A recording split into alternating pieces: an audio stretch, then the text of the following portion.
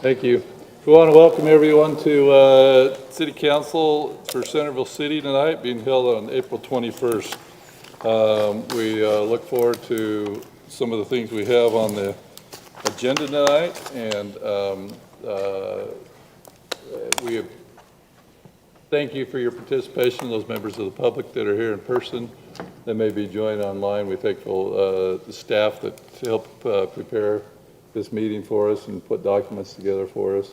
And we're thankful for council for being here. With that said, we have a few items we'll be voting on tonight, so I need to make sure we have a quorum, so I'm going to have the council do a roll call. Ecom present. Bangeter present. Heeman present. Hurst present. Plummer present.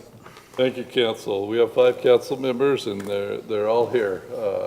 For those that wonder how many council members we have at our city, and I'm the mayor.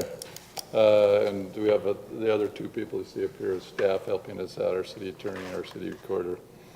Let's have a legislative prayer thought by Councilwoman Gina Hurst. Thank you, Mayor. I want to take a moment before we start to welcome many members of our youth council. Matt and I had the opportunity a few weeks back to spend some time with you at a youth leadership conference held up at Utah State, and boy, were we impressed with the youth in our city and the great things that you guys have done. So I wanted to just talk about that a little bit tonight. I've been thinking about a quote from Theodore Roosevelt. "A nation behaves well if it treats its resources as assets, which it must turn over to the next generation increased and not impaired in value." We often think of that in terms of physical resources, but the same principle applies to people, doesn't it? I've seen that in my own life. It influenced my father in his career choice, and I've seen it in my husband's work. He hired and trained young engineers because he saw their long-term value and potential, and he wanted them to stay at our company. So he worked to strengthen what we were building with them. Communities work the same way. Communities are strongest when the people they invest in have the opportunity to stay connected and give back. When that connection is lost, so is part of the return on that investment. I'll admit it, as we've reviewed and discussed many things with the general plan, it gives me pause to hear the idea that young families may simply need to go elsewhere. That disconnects us from the very people we've worked to develop. We should be thinking about a mix of opportunities that allow people at different stages of life to remain connected to this community. Because when that balance exists, the benefits build upon themselves. We retain the people we've invested in. We strengthen the continuity of our community. And over time, we build the capacity to support one another. Tonight, we see that in a very real way. Here we have many of our members of our youth council and several seniors preparing to graduate. They've represented this community well, including at the Youth Council Leadership Conference at Utah State. They reflect what investment can produce. So as we listen to 2 of these members present tonight, it's worth remembering the effort we put into our children is foundational. We should be just as intentional about creating space for them in the future. Our council has a chance to get this right, and that matters to the long-term strength of our community. And with that, I'd like to offer a word of prayer. Our dear kind Father in heaven, we are so grateful for the opportunity to be together tonight and to honor our youth council seniors and their impending graduation from high school.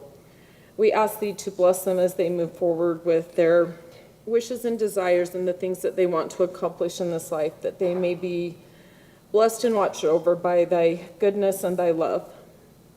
Please bless us, Father, at this time as a council, that we will have thy guidance and direction to make decisions that will bless this community. We also ask thee, Father, at this time for much needed moisture in our mountains. Please bless us that we will be able to have the moisture that we need to survive the summer and the upcoming months. With that, we say these things in the name of Jesus Christ. Amen. Amen.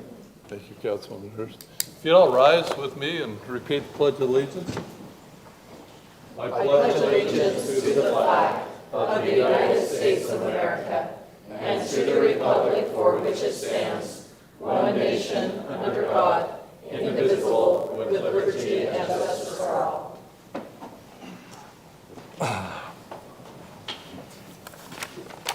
Okay, before we get to our presentation of the Centerville City Youth Council graduating seniors and youth council presentation, we have our open session. Now, we have a number of public hearing matters tonight. So there's a public hearing matter on a zoning text amendment regarding split zoning.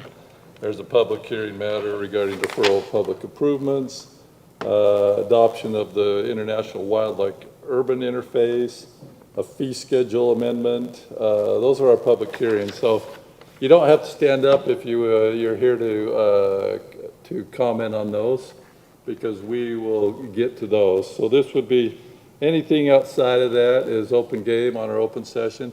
Just want to always remind you that we do have a notice requirement of letting the public know about things in advance. So we can't go into serious discussion on a matter, but we can take it under advisement and bring it up in another council meeting, or have staff work on it as well too. So if you're inclined to comment, just please state your name and where you're from so we have it for the record, and try and keep your comments to around 2 to 3 minutes. So that open session is now available.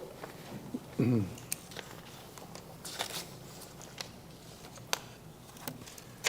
Wilkinson, members of the City Council and other officers. My name is Richard Barnes. My ancestors from Davis County back from the 1800s, way back, as early as 1847 with Sarah Barnes. Very pleased to be here tonight.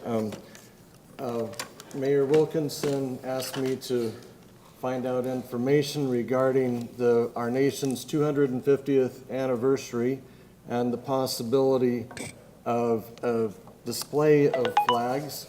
I've researched that today. We have Colonial Flag, which manufactures a wide variety of flags at the south end of the Salt Lake Valley. You've probably passed by it on the freeway just past 90th South.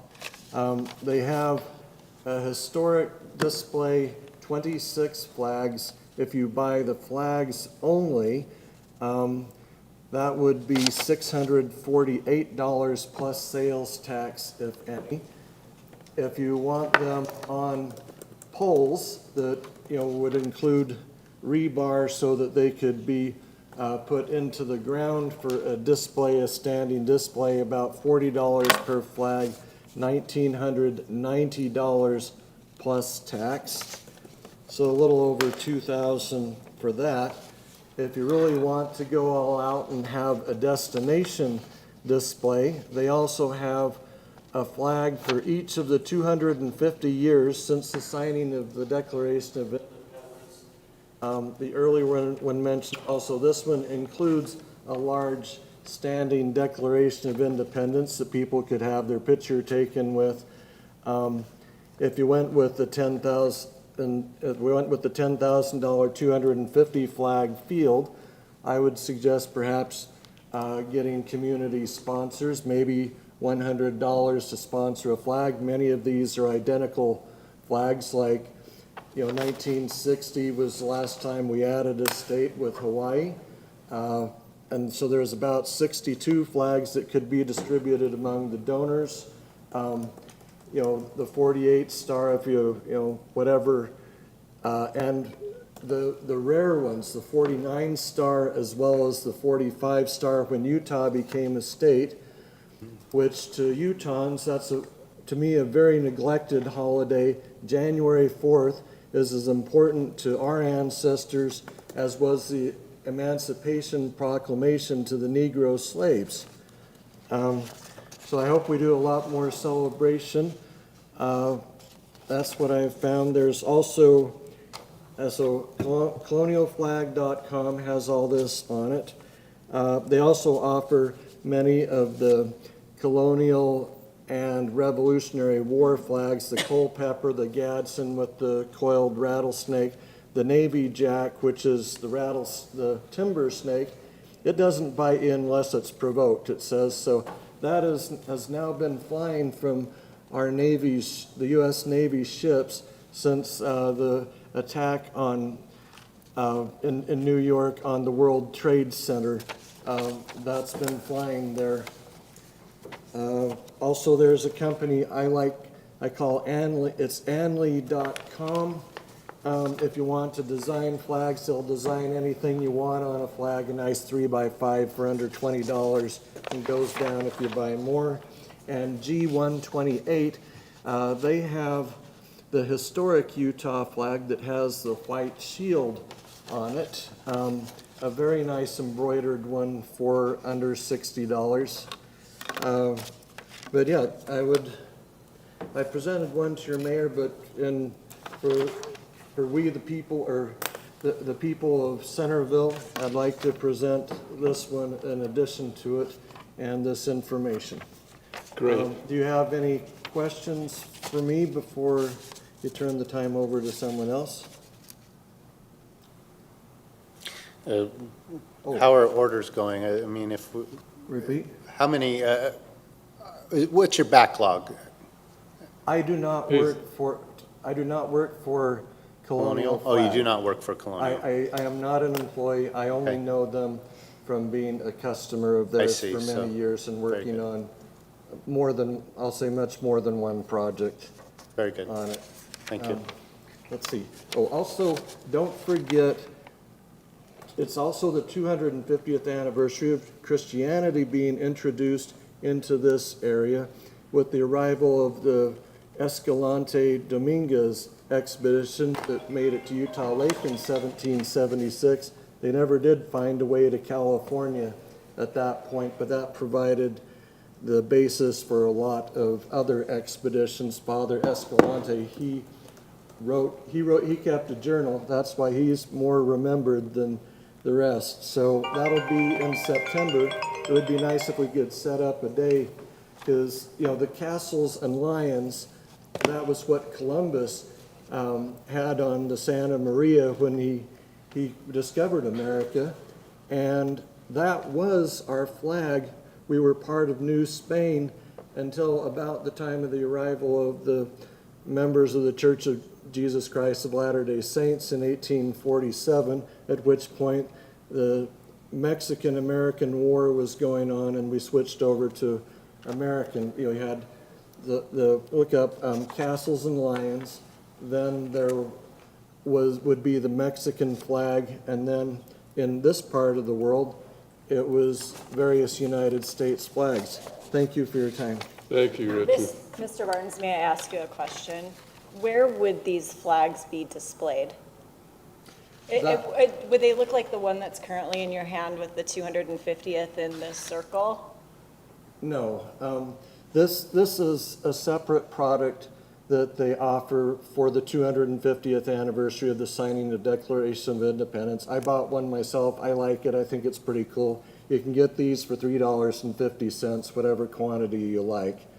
But that's entirely up to you. The ones in the field ones, the 26 one, that would be starting, I think they called it the Union Jack. It has the British flag of the time with the stripes, because they used to have the British flag on a red field. So to show our separation after Lexington Concord, then they did the stripes and then added the rattlesnake for the naval vessels. But this would include that one, the Betsy Ross, see all the Civil War ones. So as we kept adding stars, the Star Spangled Banner, 15 stripes, 15 stars, all of those are included. And if you go with the 250 flag package, that would be a real, I don't, maybe in the park, that would be up to you folks to decide. So I'm just. And the size, out. the size of those would be a standard? 3x5s, the 3 by same 5. as you've got behind you. Very good. Let me explain the reason that I was asking, because I like the flag in your hand. I think it's great. But of course, we as a municipality are prohibited by state law from displaying non-sanctioned flags, and I believe that that would also include the flag that's in your hand. So I just want to be careful as a city that we're cognizant of flags. Of course, I'm displaying mine in my individual capacity, but Yes. We are now restricted as a municipality for flags, so but I appreciate you coming forward with that. Thank you.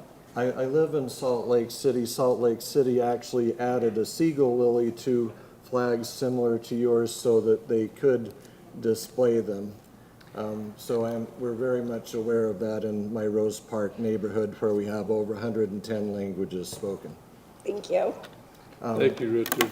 But if, Yeah, you could bring that up to me. okay, thank you.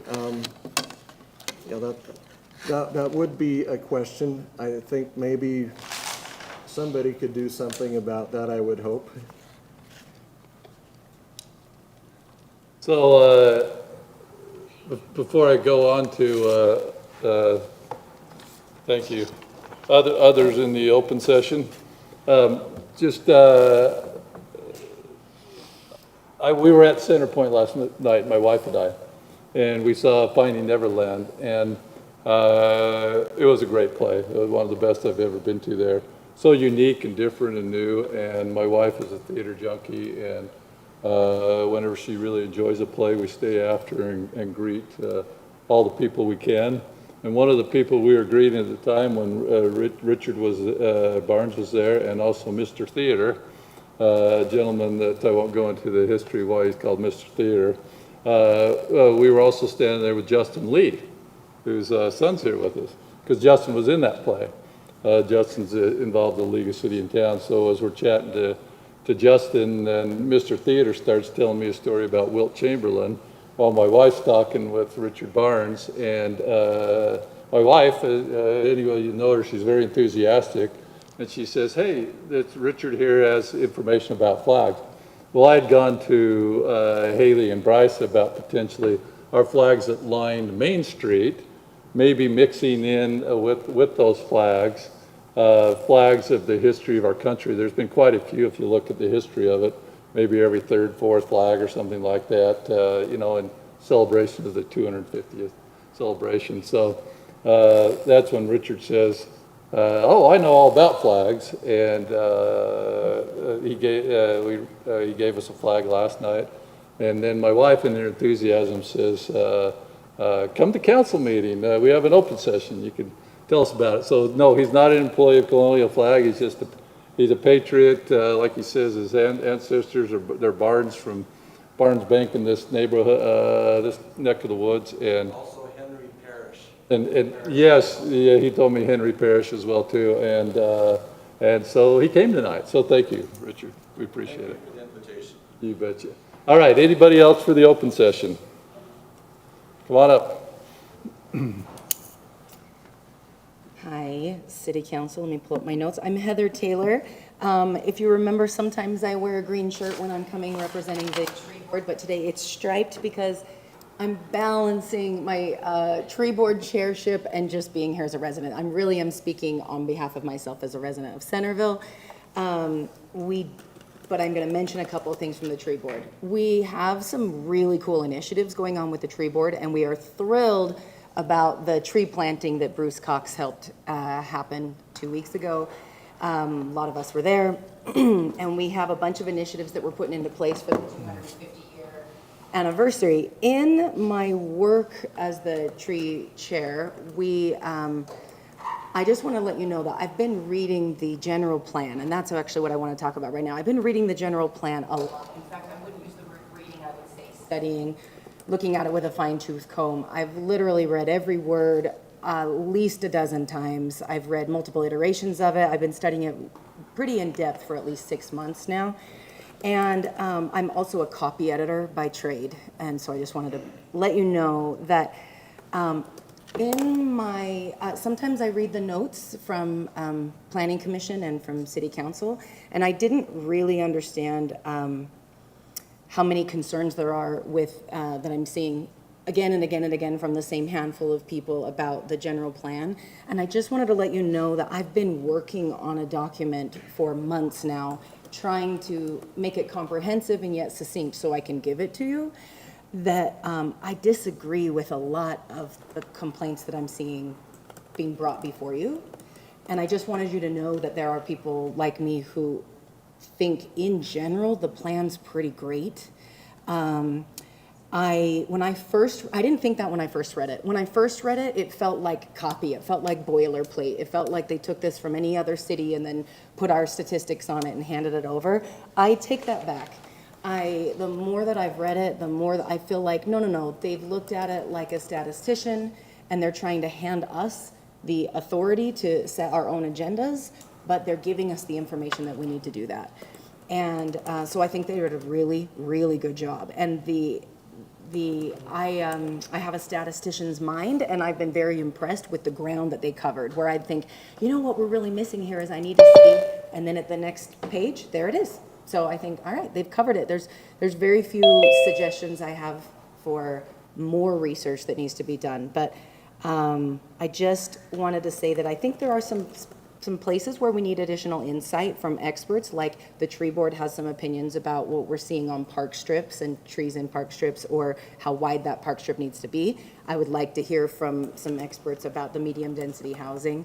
But I just wanted you to know that the silence should not indicate the lack of interest or the unawareness with the current board, the current general plan as it lies.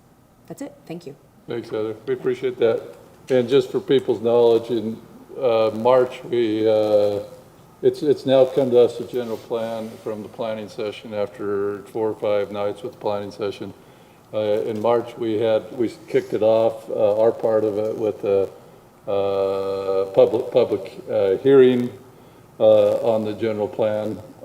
Took in comments at that time, so we can add those to our comments, Heather, as well too. And we've been trying to get through budget for the last month, and we have our last budget thing, well, not our last, but our initial presented to the public 2 weeks from now, the budget. But then we plan on very shortly thereafter trying to knock out the general plan. We wanted to do that public hearing first and get comments from people, so we could incorporate that into as we discuss and vote on the general plan. So thank you. Anybody else for the open session? Kyle Green, Centerville resident. I would just, in comment to the general plan as well, I would hope that at the time that you finish as a council going through it and making your edits, that there would be an additional public hearing to see the final product, because it's awfully hard to make comment on an unfinished product or an unfinished scope of work that is being changed and altered quite significantly on every given week. So I'd hope that at the conclusion of what the council thinks is what the public would have, that we would have additional public hearings on that finalized plan, that we could be able to comment on what is actually being put in to code or direction for future city councils. Thank you. Thanks, Kyle. And I see us doing that. Obviously, we've had a public hearing to kick it off. We'll have discussion before we take a vote on it. We'll have a final public hearing too. So anybody else on the open session? All right, let's get on to their presentations. As it was so elegantly stated by Councilwoman Hurst, that we have a wonderful youth council. And we're here tonight to honor the graduating seniors from that youth council, and also hear a presentation from a couple of our youth council members. So, Haley, you want to come up and kick us off on the Centerville City Youth Council Graduating Seniors Awards? Absolutely. I'm not going to take much time from the youth. I want them to talk on their experience. But I would like you to know that we have an amazing youth council. There is not a month that goes by in the year where they aren't involved in a project in the community. And you can see them and as they evolve, not only as individuals throughout the year, but as a group. And it has been wonderful working with them. This is always a bittersweet time of year for me to see them graduate and move on. I know that they're going to bigger and better places, and all of them are in fact doing that, but it is hard to see them go as I've gotten to know them over the years. So I would like to invite up Kate and Liv to the stand to talk about their experience at our Youth Council Leadership Conference that takes place annually at Utah State University. And they would like to just talk on their experience really quickly, and then we will bring up Kate and Audrey to follow.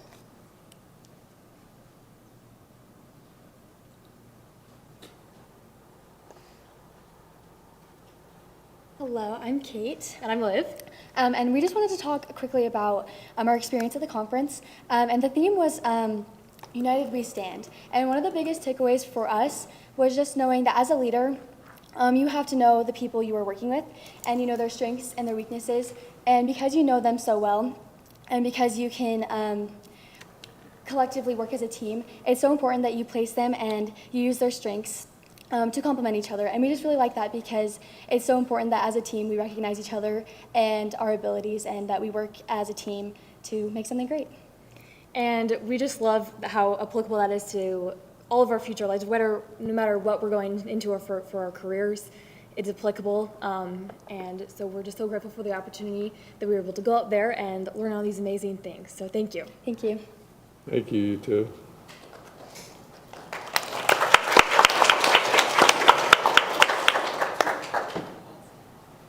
I'm Audrey, And I'm Kate. and I briefly wanted to talk about how this conference impacted me.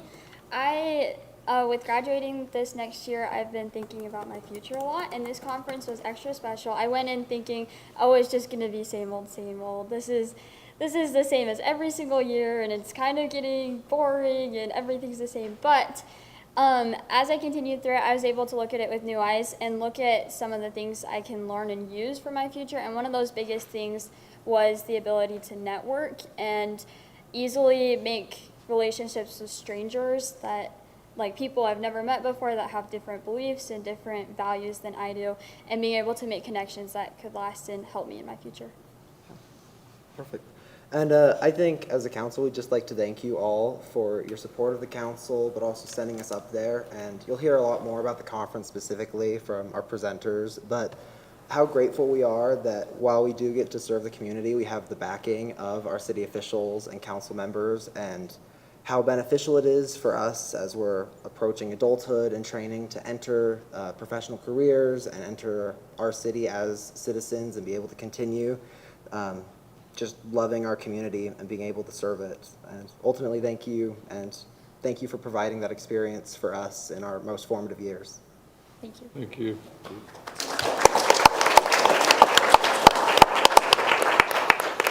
Really quick, I want Audrey and Kate to come back. They have been extremely active.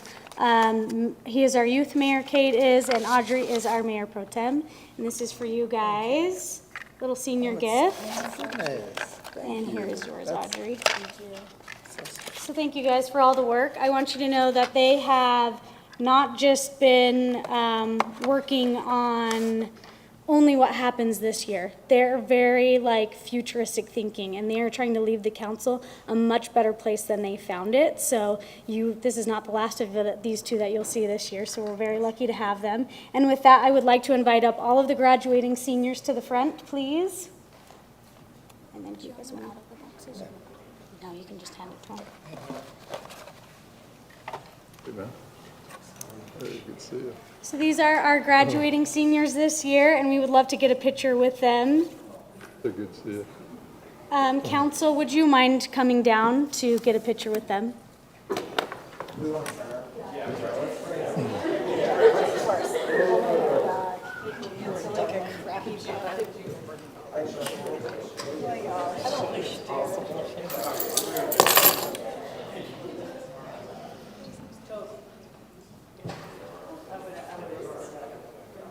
Yeah, just a few of you on each side would be great. All right, I'm going to help with this photo. All right, everybody that is shorter than my shoulders, slide to the front. Everybody that's taller than my shoulders, slide to the back. Everybody squish in. Slide, slide, slide. Slide, slide, slide. A little more, a little more, a little more. There we go, there we go. Looking better. Find a window, put your head between the head in front of you. Perfect.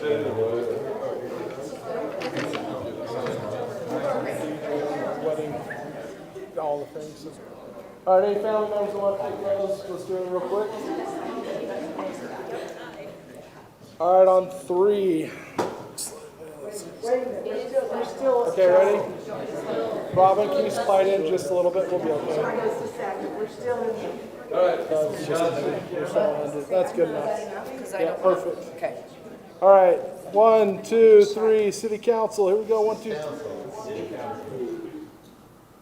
Perfect. Looking great. Everybody's happy. Perfect. He's at a better spot than me, right? One more. I'll send it to all the moms. Yeah. It's right here.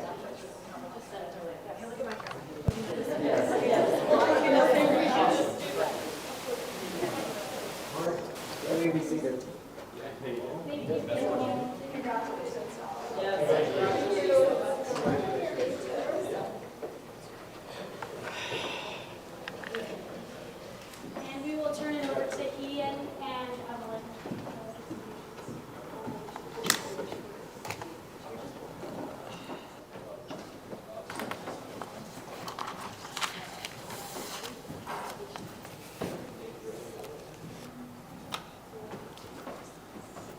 Who's going first?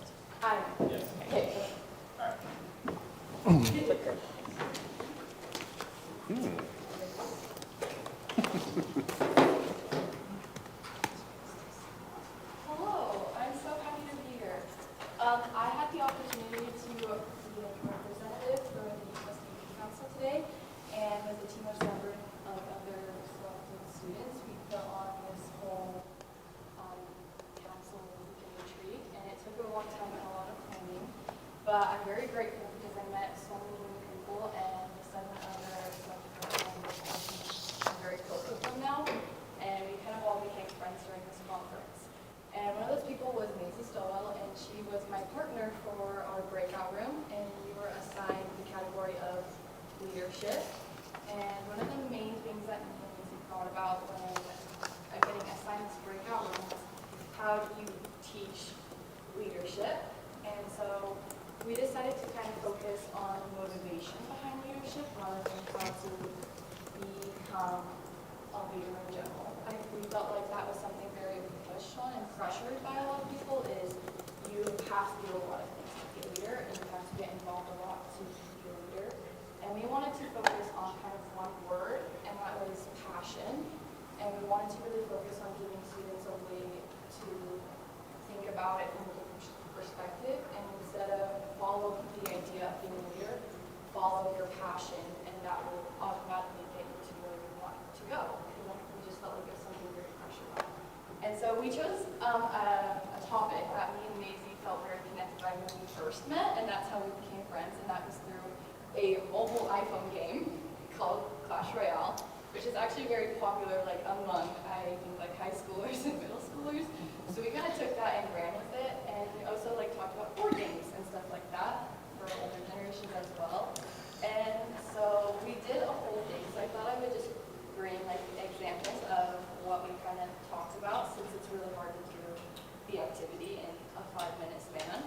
So we made these cards based on, all of this is based on the game, and so there's a bunch of different like cards that represent all the different characters in the game, and then we made scenarios too on these bigger ones, and we had them break up in teams with people they did not know at all. So we split them up by colors and like made them sit at different tables and get to know them, and then they had to build a team based on their each character's strengths and weaknesses to battle their scenario, which is why I'm really glad that's what Kate talked about, because that's kind of what our whole breakout room was about, is how do you use these different people with different skills and different abilities to create a team. Because even though leaders a title we give to like one person, we thought it really takes a whole team of people to make leadership happen.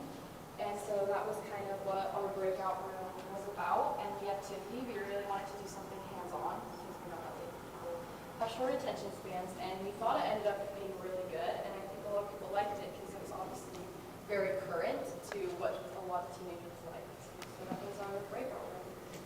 Yeah.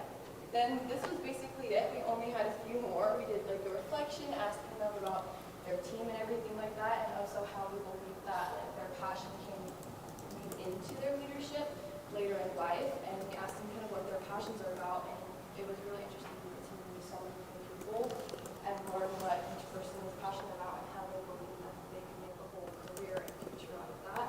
And so it was really fun, and I think really valuable experience for me. Thank you. Thank you, Evelyn, appreciate it.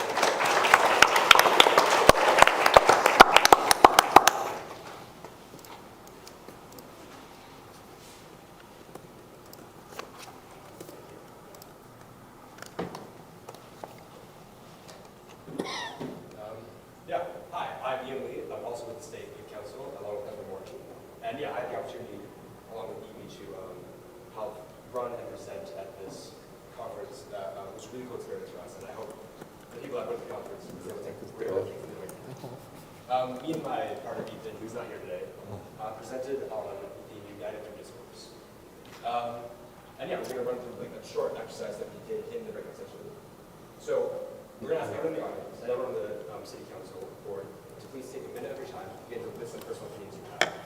Now, you're all on the city board, and you all deal with problems every day.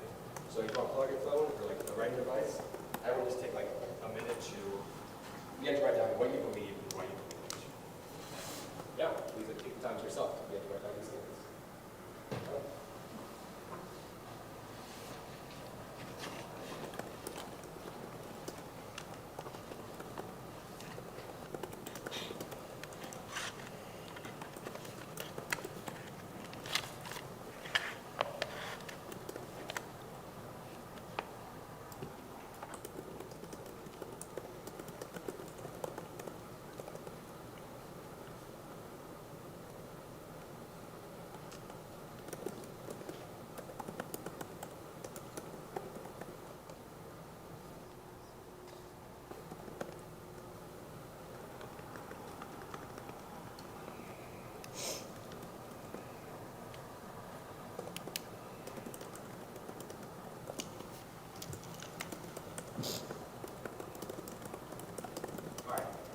Thank you all for taking this time to get to listen to the things that you believe. Now that you all have, or anyone who chose to do it, have a list of some of the things you believe.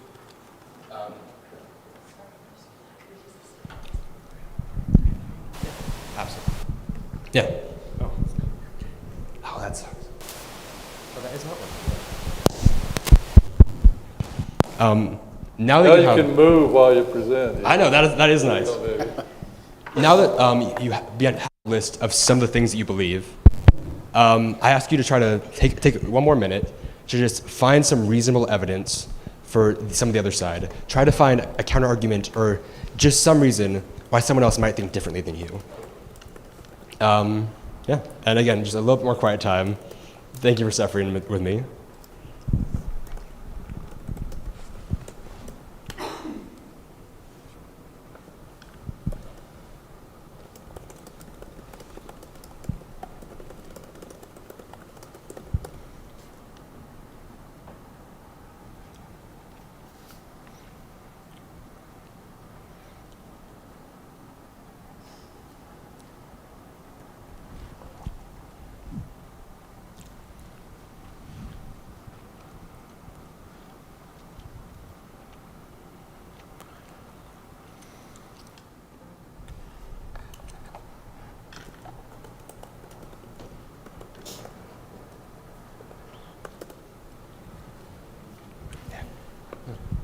Okay. Yeah. Thank you guys for going through this minor exercise. Like, while this obviously is not going to change anything massive or like affect everything, by going through processes like this, by thinking about what we think and the opinions we have and why other sides are reasonable, that's how we begin to have better discourse, which is what I'm going to discuss a little bit with a little bit of a closing thought. I don't know how many of you guys know the story of the 5 blind guys and the elephant, but in this story, there's 5 blind men. They go up to this elephant and they begin grabbing different parts, trying to guess what this object is. So one guy, he grabs the leg and he's like, oh, this is rough and scaly, standing upright, this is obviously a tree. And one guy, he grabs the snout of the elephant and he's like, oh, this is long and bendy, obviously this is a rope, etc., etc. But the thing is about the story, everyone is making logical conclusions based on the evidence they have. No one's wrong here, they just don't have the full picture.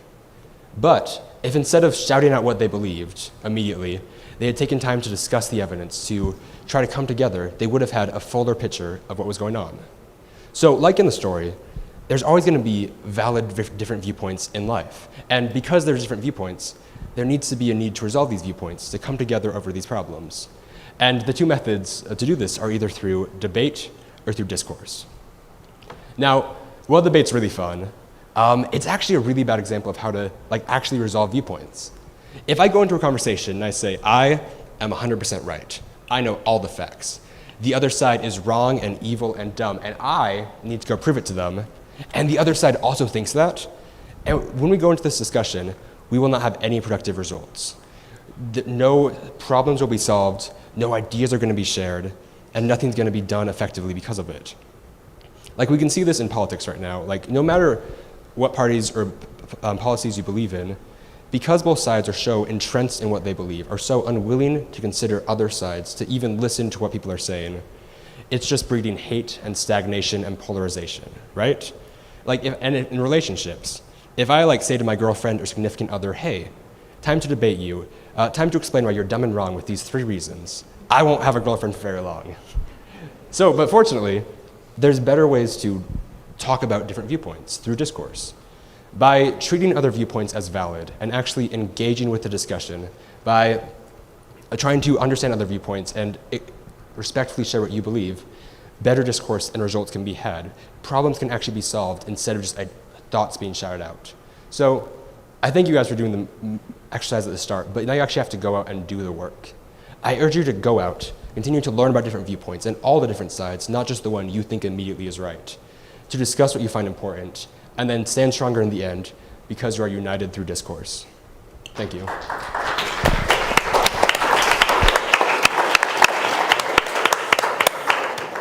So Ian and Evelyn, did you present that anywhere besides Youth Council?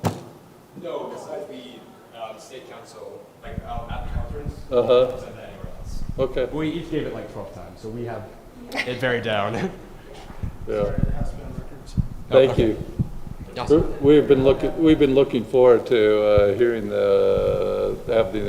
honoring the seniors and hearing that tonight as well too. So. Just leave that on the Right. podium. Awesome. Thank you for this chance. Thanks.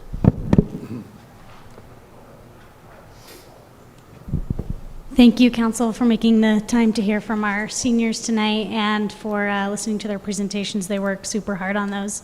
Everything is youth-led and youth-driven at the Leadership Conference, so it's very cool. We just are there to unlock the building, really, and they take it from there. So we're very honored that you guys would take the time tonight to hear from them and also for supporting them and the council throughout the year. Appreciate you guys. One more time for the graduating seniors. Absolutely.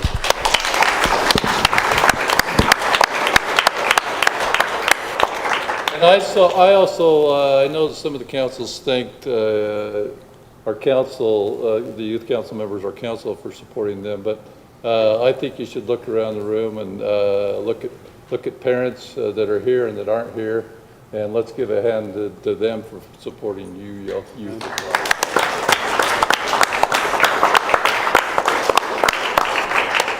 We also need to remember Haley and Bryce. Yes. Yes.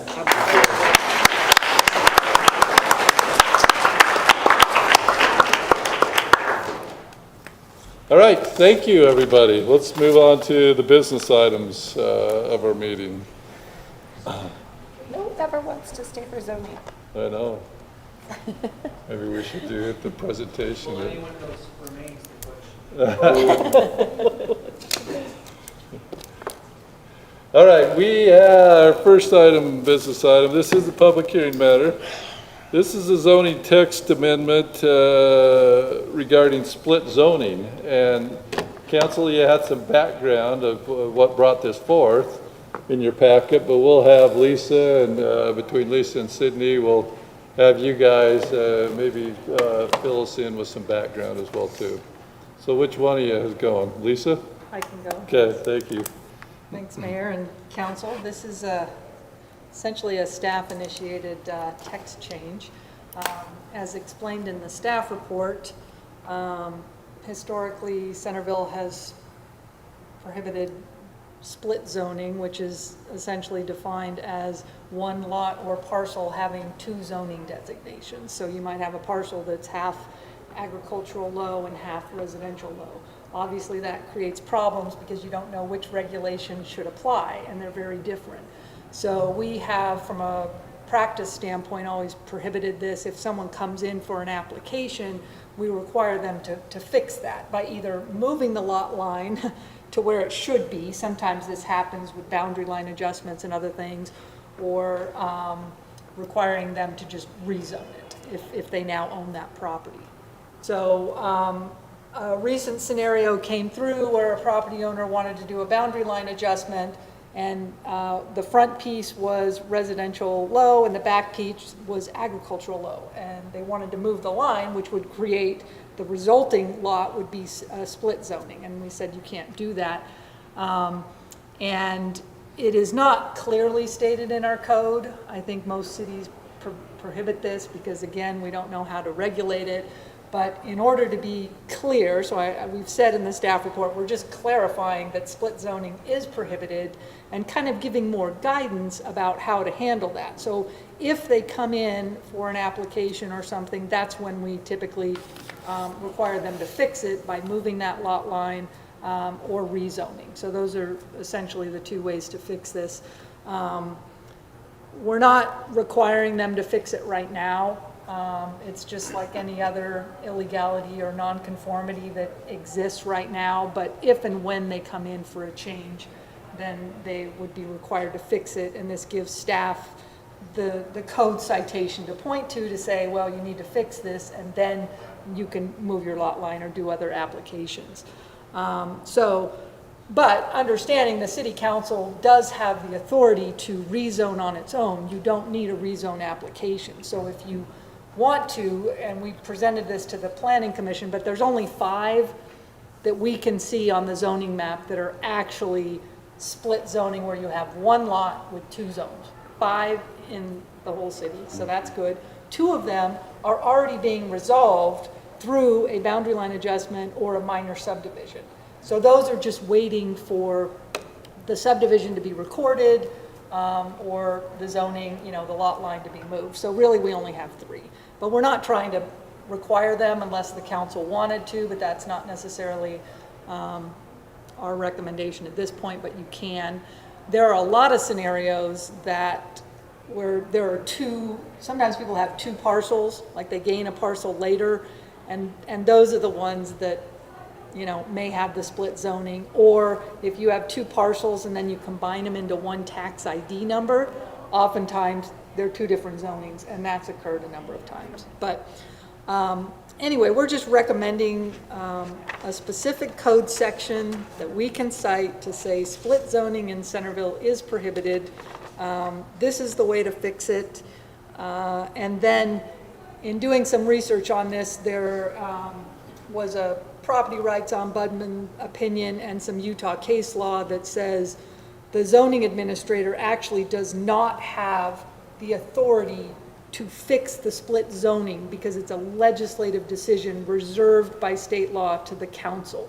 So we just have a provision in here saying this isn't something that the zoning administrator can fix. If it's a true split zoning, the zoning administrator can approve the lot line adjustment to fix it. But preserving, because our code does allow the zoning administrator to, if it's unclear where that zoning boundary is, then the zoning administrator has the authority to determine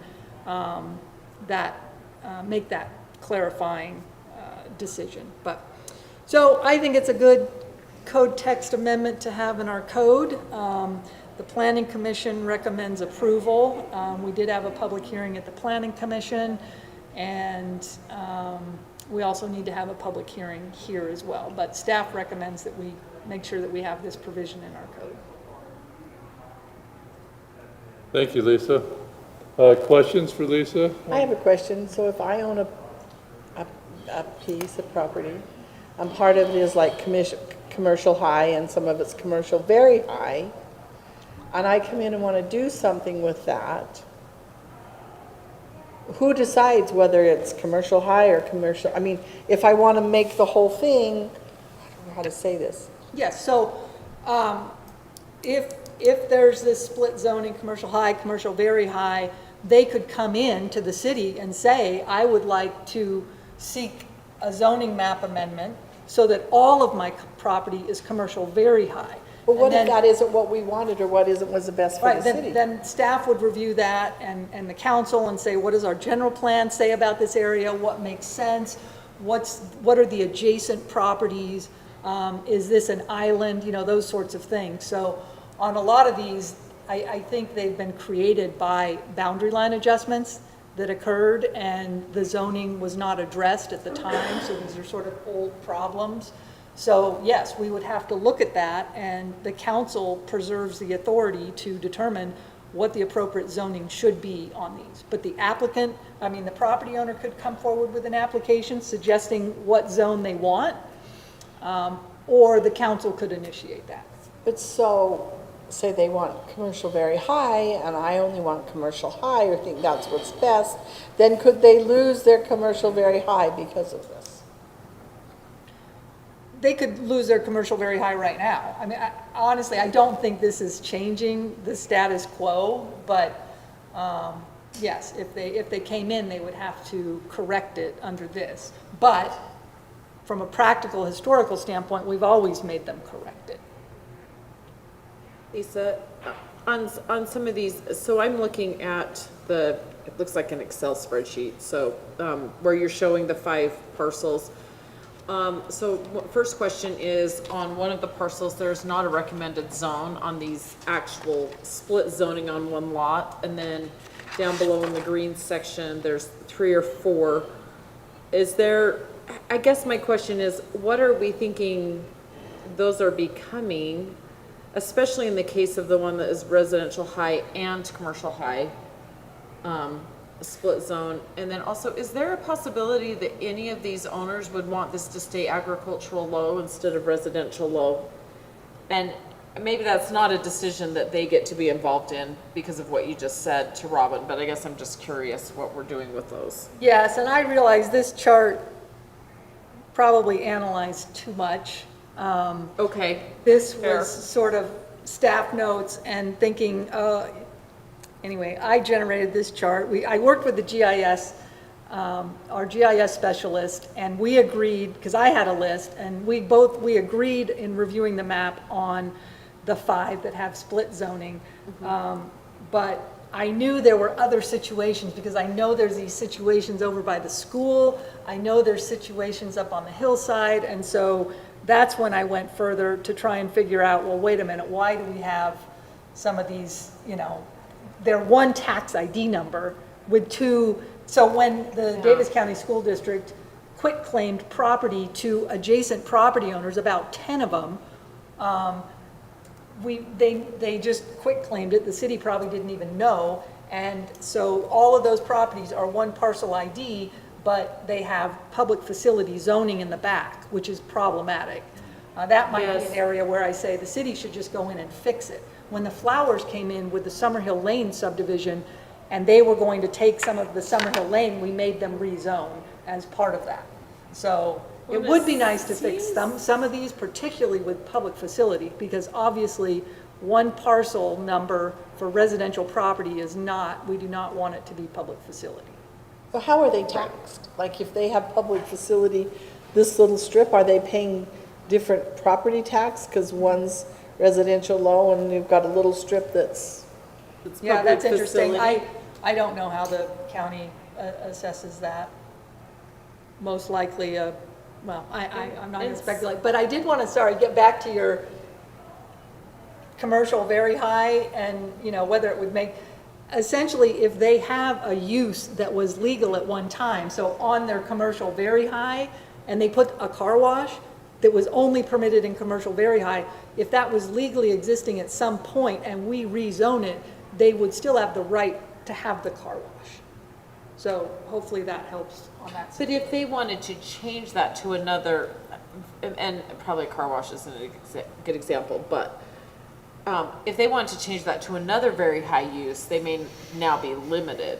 Is that correct? Yes, but if we don't want very high in that area, it would be limited anyway. Okay.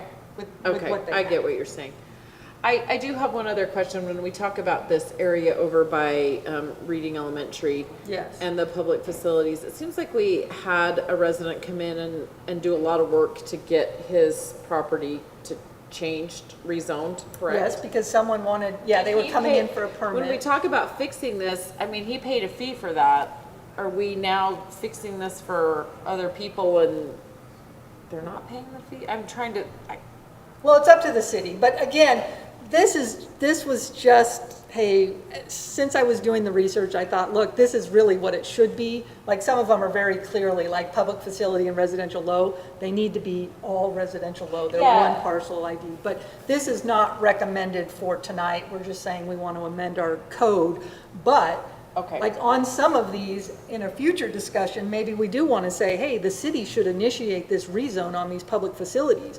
Or the city should initiate the rezone on the, anyway, there was a piece where we did a boundary line adjustment with our own property, and I thought for sure we said you need to rezone this, but they were still on the list. So those ones that, you know, are clearly public facility, I think they should be rezoned at the city's expense. Are these property owners being notified that this is happening? Like, no, because it's not changing, and like I said, this probably should not have been put in the packet, but that was my fault. This is just trying to give you an idea of what's out there. What we're adopting really only impacts 3 properties, because the top 2 are being corrected, and then there's 3 left. And okay. The rest of them are just other situations. They're not technically split zoning. But these yellow and green highlighted areas sound like something needs to be done to clean them up. Eventually, but we can wait. We're not worrying about that tonight. If they ever want to come in for We're dealing something, with the 5, and you're saying the first 2 are already need to be fixed. Okay. I'm sorry, I didn't mean to make it a bigger deal than it was. No. You give me the data, I'm gonna I know. Well, and I started digging into it, and then I couldn't stop, so this is where we're at. Yeah, that was my only concern was, did we need to notify these people? I don't want another group of people coming in and feeling like. Yeah, I don't think this. My question. We won't name names, but we don't, we don't want anybody else to come in and feel like we weren't open. Yeah, this doesn't change the way we've been doing it in the past. It just clearly states that if somebody wants a code citation. Okay. So if the city initiates that though, like you're suggesting, we would still put signage up and publicize the public hearing? If we initiate a zone change, we actually do have to provide the property owner with notice. And we have to tell them, this is what it was zoned, this is what it's going to be zoned, and here's the differences. So there is very detailed noticing that would have to occur if we decided to initiate a city-initiated zone change. Okay. Thanks. Okay, let's go to the public hearing portion of this. This is a public hearing regarding the zoning text amendment on split zoning prohibited. This is ordinance 2026-12. So any member of the public that is here or is online, you now have an opportunity to express your feelings on this. We would just ask that you state your name and where you're from if you're so inclined. So that public hearing is now open.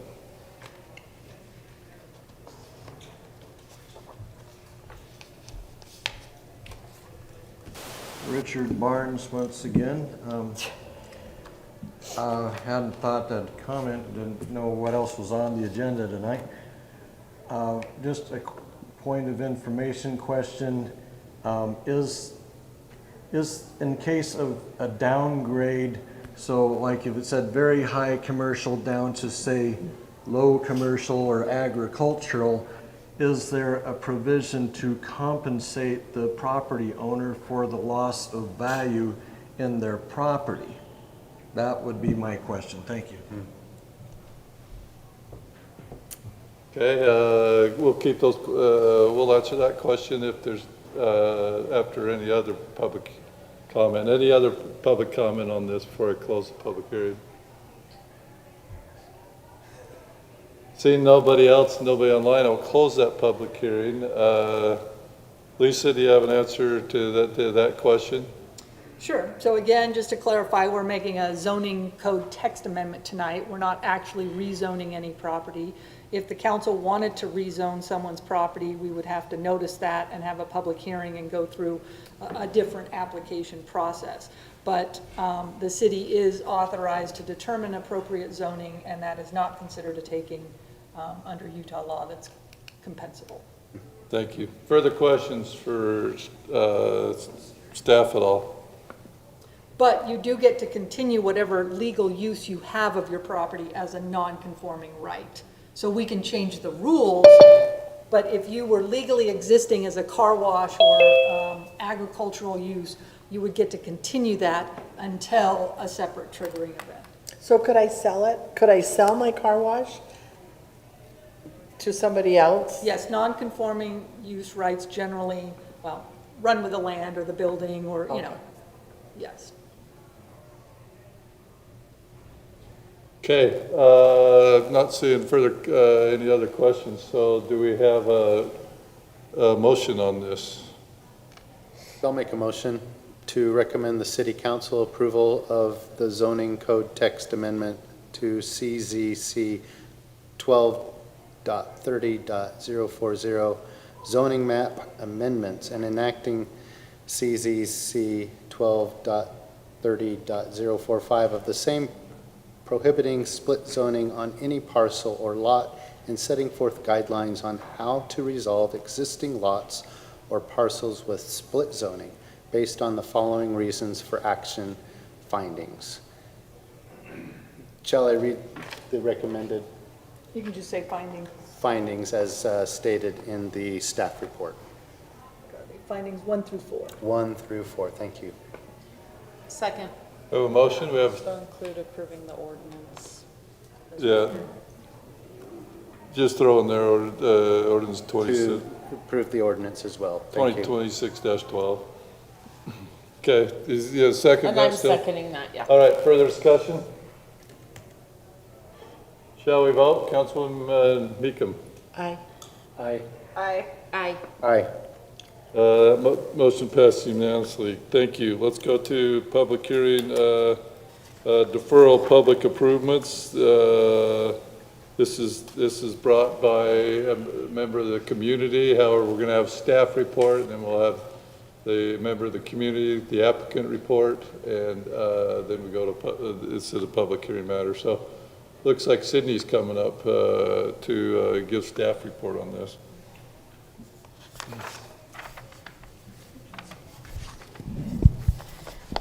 Thank you, council members, for letting me present tonight. So I was going to go into a little bit more detail in this staff report, but just in lieu of time, I'm going to do a summary of my staff report.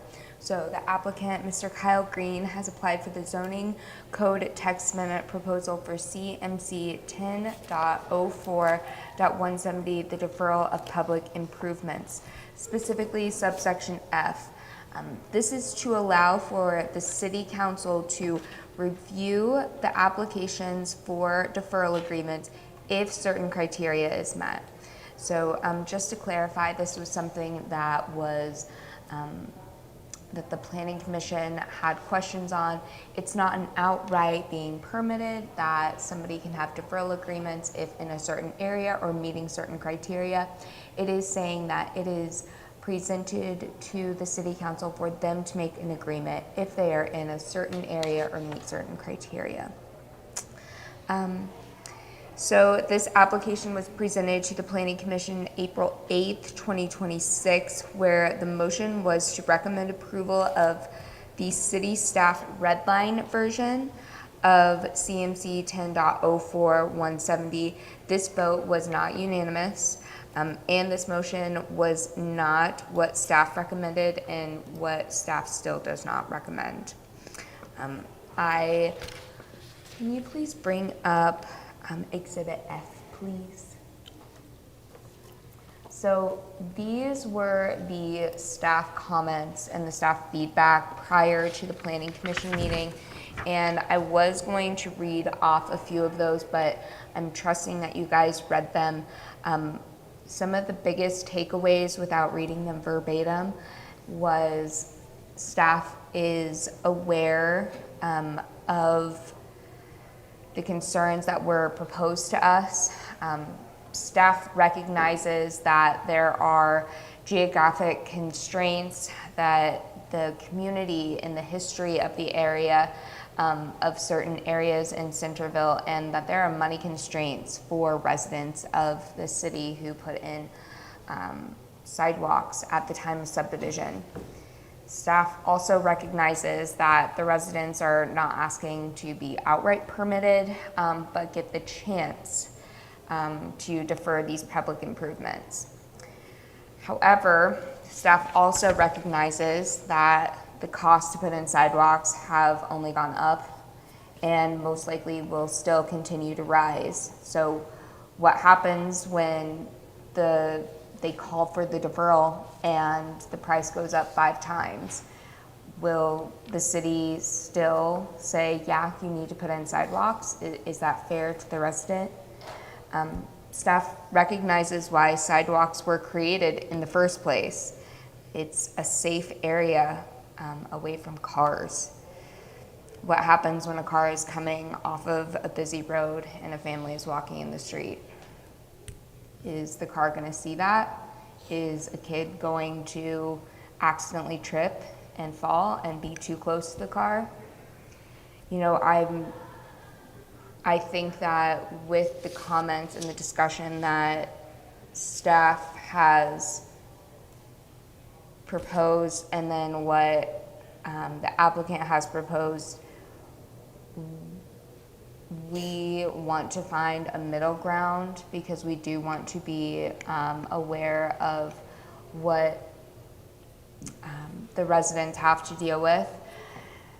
Staff is also torn between what should and should not be the recommendation. So I think that allowing for staff to come to the podium and present what their thoughts are would be beneficial. If you do have any questions apart from what they stated in the exhibit, Lisa has provided red lines for recommendations if the council does choose to approve this this application.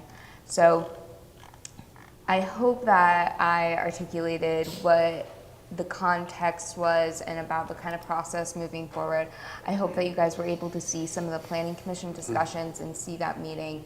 The applicant has worked really well with the city, and this was not just solely the planning department. This was the GIS department. This was the police department. This was the public works department. This was Lisa, like the attorney, like everyone has really put thought and effort into this, and still the recommendation is to deny the applicant's request for public deferral. So that is my report. If you have any questions, please feel free to ask. And I might ask other staff to come up to answer questions. Do we have a question for staff on this, either Sydney or any of the other staff, before I turn it over to the applicant? I guess I have a question. If somebody is required to put a piece of parking lot in and reading, or sidewalk in, and its other neighbors have not complied with that previously, in order for them to complete, other neighbors to complete that in the future, we would probably require a special improvement district and an approval for funding to do that, correct? That is a good question. I'm not too sure. What's the fact scenario? One person comes in, like, we haven't done a special improvement district in quite some time, but yes, that's one way to get improvements in that have not historically been there. But So you need if we're going to approval. require somebody who's doing an improvement on their lot that requires bringing it up to snuff with parking with sidewalk, but it serves no purpose if neighbors are not doing that at the time, in order to get those neighbors to do that, it would require, if they wouldn't agree, it would require a special improvement district, right? To then make that a usable sidewalk for the street. Well, the way we're doing it now, and this historically, essentially development pays for the improvements. And then the city takes over those public improvements and maintains them in perpetuity.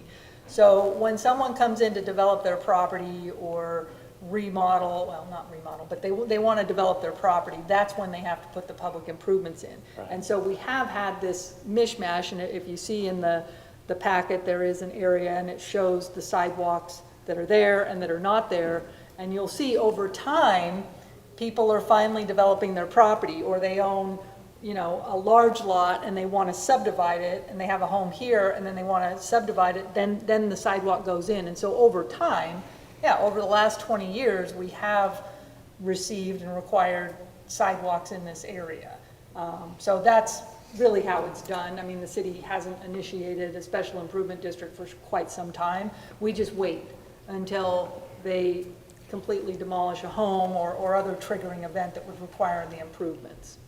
But that's why the deferral language talks about, yeah, if there's no sidewalk within 250 feet on the same side of the street either way, or at least the whole block, then you can enter into a deferral agreement with the city. So we have also talked about the historic district, maybe above the historic district where this is, maybe making an overlay where we don't require sidewalks there anymore. Because most of the citizens have came in and said, we don't want sidewalks. I walk those streets every day, and even where there are sidewalks, people are not walking on the sidewalks. I mean, it's not a high traffic area, and it's a slow traffic area, and people are walking in the roads. In this area, I don't know if you've been up and driven it, but I mean, there's one yard that has a huge retaining wall right where the sidewalk would have to go. I can't imagine what it would cost to take that down, move it all the way back, and be able to do that. And the city actually, I think, paid for some of the retaining walls and stuff to be put up there, that I think the city at some point really decided we're probably not going to put sidewalks in this area.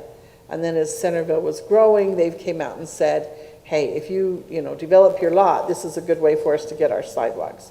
But unless, you're putting little pieces of sidewalks that go nowhere, and most of those, there's very little in this old area that has not been developed.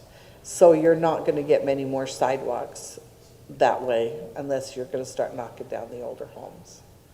So I personally have been up, I've looked at it, talked to neighbors. I don't have a problem. I do like the city's red line version. I think it gives us a lot of protection, and I appreciate Lisa for all the work she's done on it. Agreed. Well, and as discussed, yeah, it was a lot of discussion with the Development Review Committee team and sort of a balance. And as Sydney has mentioned, I think overall, staff is still sort of mixed. Some think we should have sidewalks, and this is the best time to get the sidewalks because it is difficult calling on them many years in the future when the property owner may be someone different than originally entered into the agreement. But I think if you're inclined to move in this direction, staff would recommend the more detailed version than the applicant's version. Okay, further questions, staff? You'll have a chance to do more if you want. So this is applicant driven. The applicant is Kyle Green. Before we go to public hearing, does the applicant want to present? Sure. So I made this comment in, maybe you guys watched the planning commission meeting, but I'm basically the resident of the neighborhood that drew the short straw on this. There were a lot of people that were very upset about the idea of these sidewalks just being put in our opinion, sidewalks to nowhere because of the way that the situation is. So I'm here on behalf of many of my neighbors.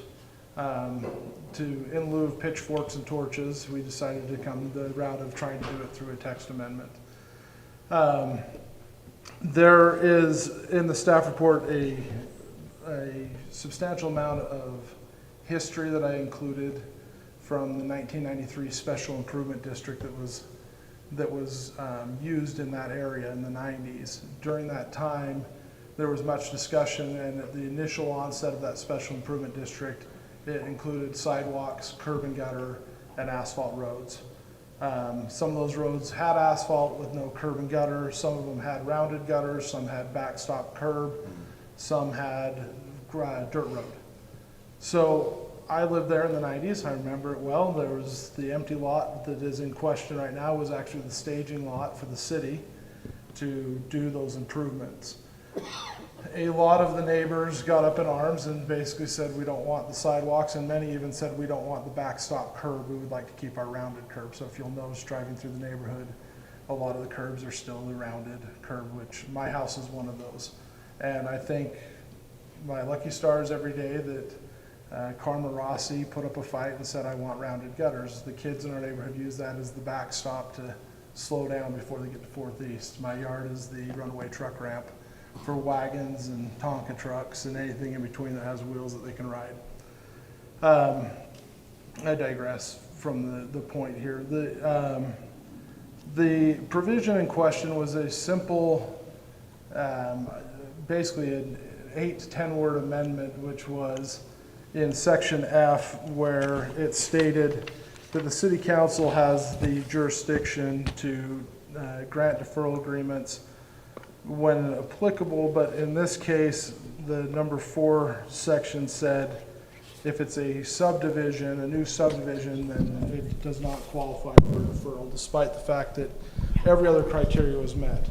So the text amendment that I initially requested was a simple one of, for minor subdivisions of 2 lots or less, to be eligible for deferral pending the city council reviewing it and seeing whether or not it makes sense. It is not, like I said, a rubber stamp to say, yes, this is automatic, everybody gets one. This is just the opportunity to present their case to the city council and say, hey, here's why we think we shouldn't have to do this. Now, the staff we've gone back and forth on this in many meetings. We've had many discussions, phone calls, and sat down and worked through this. And I feel like staff has done a good job of going through and trying to mitigate the city risk while still allowing citizens to speak with their legal representatives to discuss whether or not this is a good idea and provide some common sense in some of the code. In this, the lot that triggered this is not unique to the neighborhood. There are other lots that have similar issues. It is not just a one-trick pony amendment, but this is one that triggered it, is the fact that the 2 sidewalks that would be required going across there, one will dead end into a 6-foot retaining wall of large rocks and large maple trees that extend through the next 3 properties. Or the other side, it dead ends into basically a bush and shrub that would also have to be moved, replaced. And then in addition, city infrastructure, things like the street lamp are currently in the right-of-way of the sidewalk. The Dual Creek irrigation taps lay right in the middle of where the sidewalk would be, and several other things. Part of this comes back from the 1993 Special Improvement District, when at that time the city, because of the backlash, and I'm not saying that they didn't want sidewalks still. I think that everybody always wants the sidewalk. But at the time, it was chosen not to do them. And in fact, the city came back and as part of putting the properties back together on many of these properties actually paid for the retaining walls that started at 2 feet back of curb, which tells you that those were set 2 feet in from the road, which would be 2 feet prior to where the easement for a sidewalk would start. So there's 6 feet of retaining wall that has been built by the taxpayer, by the city, on those areas. So the idea behind this is mostly just to give us an opportunity as citizens in our area where geographically and because of former decisions and things that have happened in the neighborhood, it just doesn't make sense sometimes to put the sidewalk in. And I know that there's always a push that says there's no time like the present. And I would contend, and I don't know the answer to this question, but the question is what is the average lifespan of a sidewalk? Are we putting in a sidewalk now and it's going to take 30 years for the neighbor next door to put one in, so now we've got a brand new sidewalk next to one that's run down and needs to be torn out and replaced? Are we building infrastructure that'll be obsolete by the time the next guy puts his piece in? And if it really is that critical, then I would say then it probably needs to go to that special improvement district methodology of putting it all in at the same time, so we don't just end up with a patchwork of some cracked sidewalk, some lifted sidewalk, some sunken sidewalk, and a brand new piece of sidewalk. as is currently the case on parts of the streets that are over there that are that way already. I've got a lot more I could go through. I think most of it's already included in the staff report. A lot of it's included in the notes. I'm happy to take any questions on the matter. I think it's mostly for us, it's just giving us an opportunity to present in front of the city council and say, is this a good opportunity for this? There are deferral agreements in the area existing, including the neighbor right next door to this lot, and 2 or 3 right in the adjoining block, which, you know, might be said, well, if we wouldn't have given them deferrals, we would have had sidewalk closer. If, you know, that you could make that argument, and I'm not going to deny that that's an argument that could be made. But for us, this is just simply trying to get to the opportunity to be able to present and say, is it worth having a deferral here? And the groundwork for deferrals is already in city code. The entire section of this code already writes it in, and I think it's been cleaned up quite extensively by Lisa on the attorney side. I think it looks good. I think we resolved some issues that were within that code as is, that were some ambiguities and other things that would have been problematic.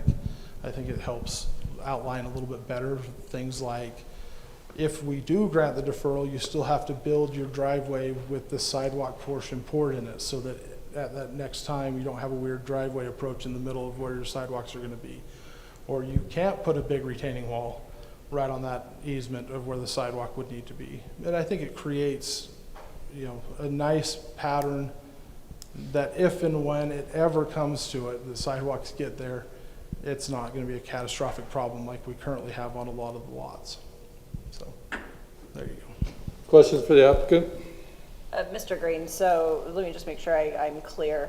You have no objection to the city attorney's red lines as proposed in Exhibit A. Those are all acceptable to you? The only one that I find just I'm trying to square with would be on page 4.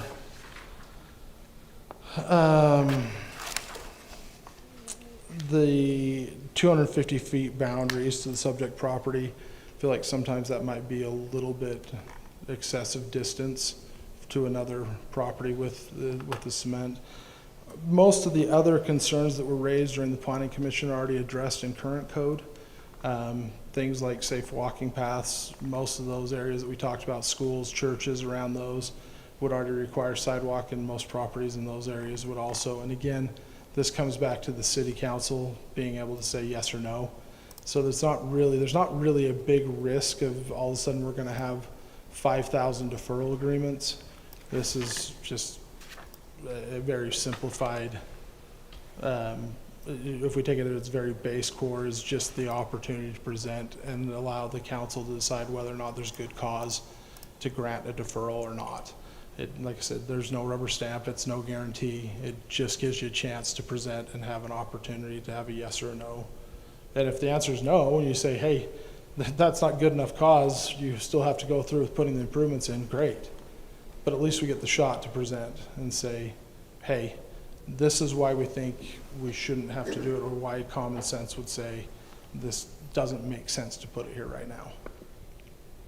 So Kyle, 250 feet could be, depending on frontage of lots in the area, that could be 4 or 5 lots away, possibly. Right. If he has an improvement, that triggers this. So do you have a recommendation of maybe a distance, or is there another way to look at that, which might? Well, in the current code, it stated if there was, for example, we own property at the top of Parish Lane, 5 acres. We would not be eligible for the deferral for a couple of reasons. One, the staff map makes Parish Lane a main route and says that that road requires sidewalk regardless. So that would take us out of that. But in just the current code, without any red lines or anything else, we still wouldn't be eligible because we have a sidewalk that runs up and is adjacent to our property and connects to our property. So we're already bumping into it. So it says it's a continuation, you have to build it as a continuation of that. So there's, I feel like the 250 feet, because that could be upwards of 5 lots away. I mean, that's saying, well, there's one on 4th East, so if you're up on, you know, on Third East or Second East, or if you're or up or down, if you're up on, you know, Sixth East, if it's well, probably not quite that far, but pretty close, you're basically eliminating any chance of that good cause again.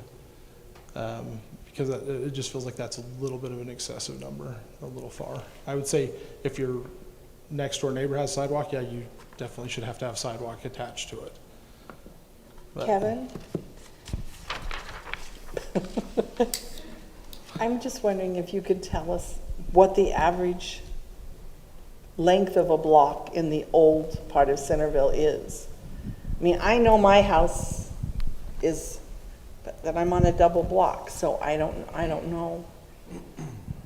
So I think Lisa can correct me, but I believe minimum lot frontage is maybe 60 feet. It is 60 feet.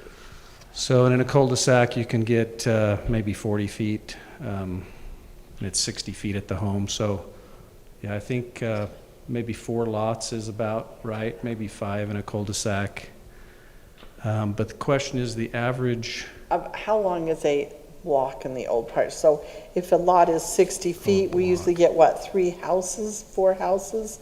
So you might get. So here's the map. I mean, you can count the lots. On most of them, it's four lots. 1, 2, 3, 4, 5.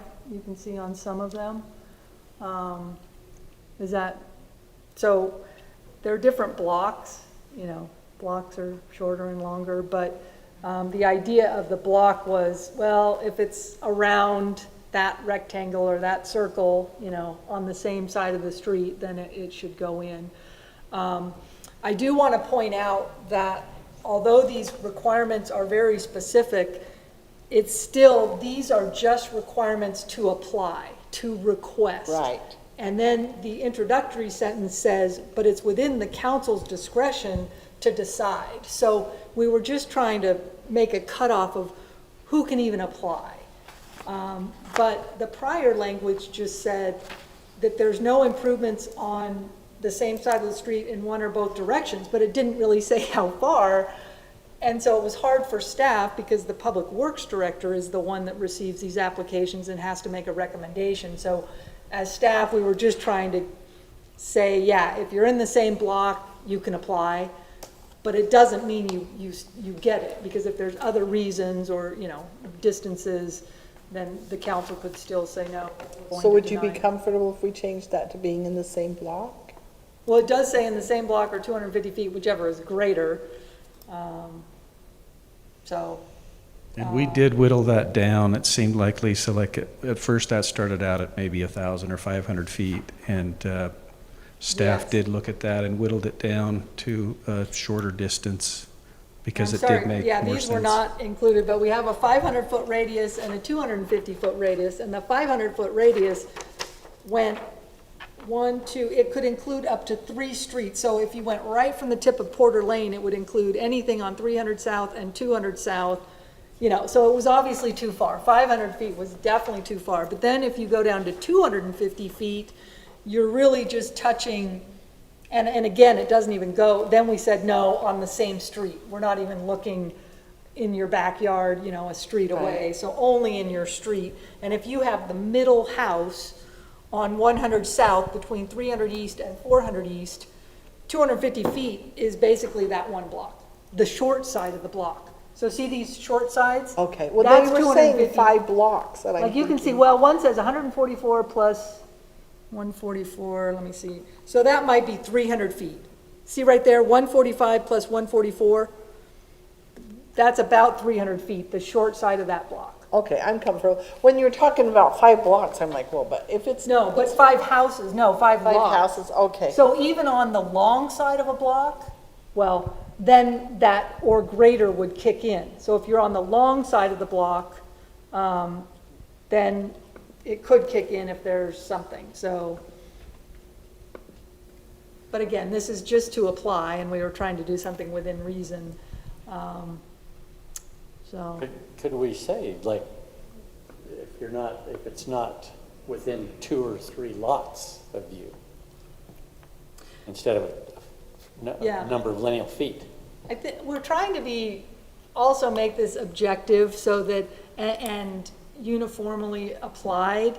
And so if you're saying lots, like someone might have a 200-foot, and so anyway, it just seemed like a distance was more equitable because that's, and if your lots are generally 60-foot frontage, you're talking about 4 standard lots, but not all of these, some of these, and that's what we were trying to show with this as well, is like, well, which of these are really big lots like that could be subdivided. So that's why we were putting the 144 feet. You'll see that that could be 2 lots eventually.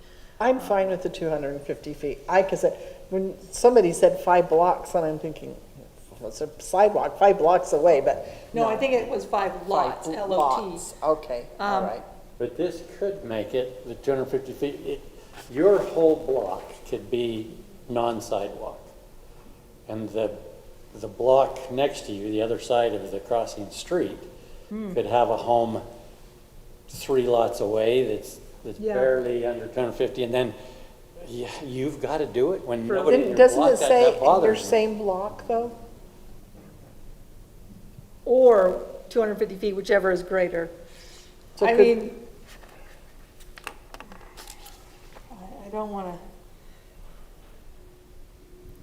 to, I mean, you could just take out, whichever is.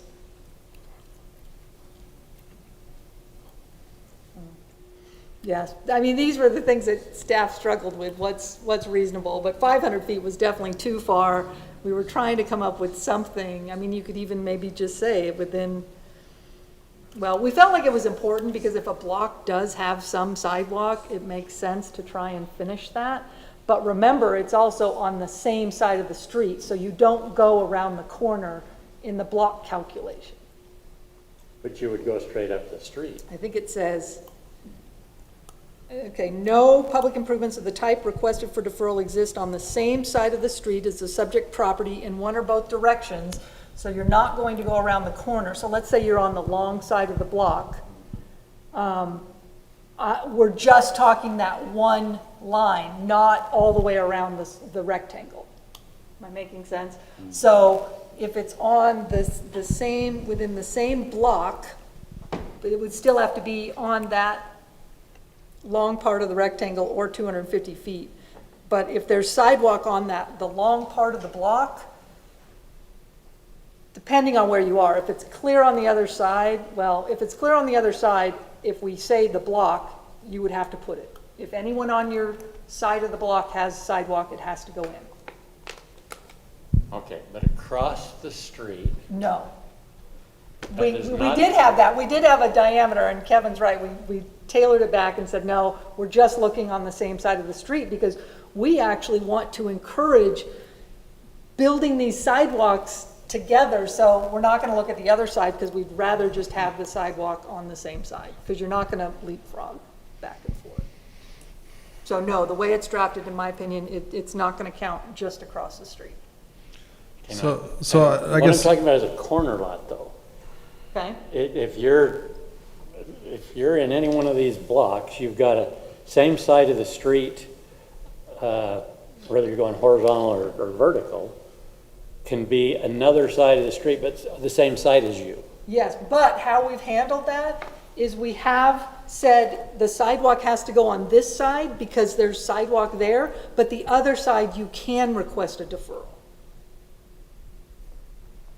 The side that doesn't have it nearby. So let's look at exactly, I wish this was bigger. Can you zoom in on like the one where you'll see it's There's one on 7th East Blue. and Center Street, I believe, okay, yeah, for stop right south. there. Number C62. So yeah, exactly. So they were required to put in the sidewalk on their north boundary line because their neighbor had it up the street in the same block, but they were given a deferral around the corner because no one on that block, see right there, no one on that block has a sidewalk. And I think that makes sense. I do too. And I think it says that. Didn't that lot already have an existing sidewalk on 4th East, though? We're just talking hypothetical. Okay. And 4th East would require it because it's arterial, but I'm just saying as an example. But yes, same thing with the next one over then. Well, actually, you'll see 400 is the arterial, and so that's where you can walk all the way up the sidewalk. Okay, can you look at block 21 and 24? Okay, Right, okay, right where her cursor is, if one of the middle homes in that block on the left side of 21, right there. Yep, okay, If that home right there wants to make an improvement, but straight up the street, straight north of there, in block 24, there's a home, up in there that has an improvement. Does that, same side of the street, but does that trigger because it's within 250 feet? Well, it would not be within 250 feet. You'd have to take the lot just up from that, so. But there are some But if it blocks. was 250, yeah, that's still the same side of the street. So it seems like there are some blocks there where there would be a home crossing a street that has, your whole block has none, but one in the block above you does. Yeah. So you got to do it. We'll say 200 feet, 120, 180. you know, 200 feet or the same block, so that you're not jumping the street too far. That's Do that. my point. I Yeah. think that's reasonable. That's, okay, yeah, you could lower that. So I was going to make this comment about it. So the previous reading was no street improvements exist on the same side of the street contiguous to the lot or parcel in one or both directions unless otherwise approved by the city council based on good cause, or the lot or parcel in the area of the city specifically designated an area where sidewalks are not required. And I remember when that code was written was for this specific reason, was the historic districts and other things to create that zone, which you've recommended, potentially doing a zone where they're not even required, period. But that was my only concern, is that if you, basically what you're saying, Rick, is that if I'm sitting in the corner lot of 21 and the top house on 24 has one, all of a sudden I'm the only one that's still on my block has one, but there's nothing coming to me or going from me. And this is and this is one thing I was going to make about the safety cause on this. If you had a corner lot that had sidewalk, or even a lot that has sidewalk, there's nobody that is going to walk down the street, jump over the curb, over the park strip, get on the sidewalk, walk for the 50 or 60 feet of frontage of that house, and even if it's on the corner and they round the corner, to then jump over their park strip or off the park strip, off the curb again and back into the road. It actually creates, in my opinion, a bigger hazard. I've lived in our neighborhood for 40 years, 42 to be exact. And we all know that we don't have sidewalks in our neighborhood. And so we watch for each other. We watch for the kids, we watch for the cars, people drive slow, reasonable. I'm not saying that accidents don't happen, but I don't know of, in my lifetime in our area, any auto pedestrian in this area accident where there were no sidewalks. Now, I do know of ones where there have been sidewalks where auto pedestrian accidents have occurred, but not in our area of no sidewalks. Can I ask, Chief, do you have any, off the top of your head, we had a pedestrian accident in our city last week, but I know that was a different area, but is this a concern for us from a safety perspective? That's actually interesting to bring that, because that is part of the area within this mapped area, but that area does have sidewalks, but it just, battery's just bad on this one. So. Right, so the auto pedestrian crash occurred on Island View Drive, which only has sidewalks in that area on one side of the street. So the area where the pedestrian is on, there was not sidewalk. And actually based on the side, there's a sidewalk there. Yeah, my kind of stance on this is I prefer sidewalks over not having sidewalks for safety reasons, particularly on areas. I mean, this one in question is a kind of a bigger block area, right? Where it's a corner where it gives people a safe place to cross the street. But I understand there's a lot more considerations to than that. This is one particular little small area. But I mean, sooner or later you got to put sidewalks in because so that my stance is sooner or later. But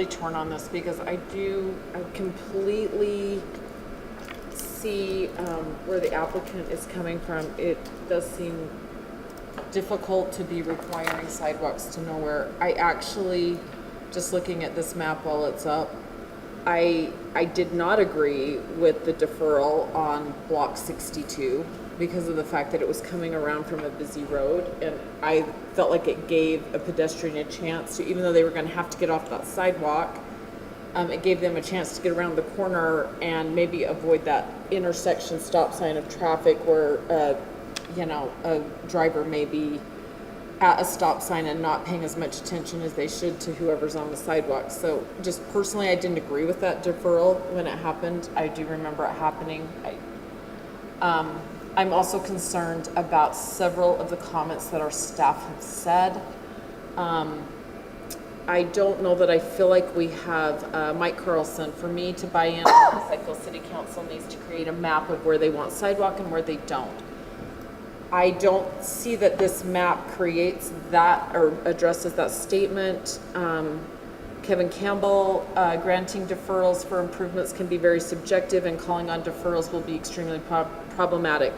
Having a very good friend who lives on 650 West in Farmington, I know how very painful that was when the city did have to require sidewalks to accommodate safety for Farmington High.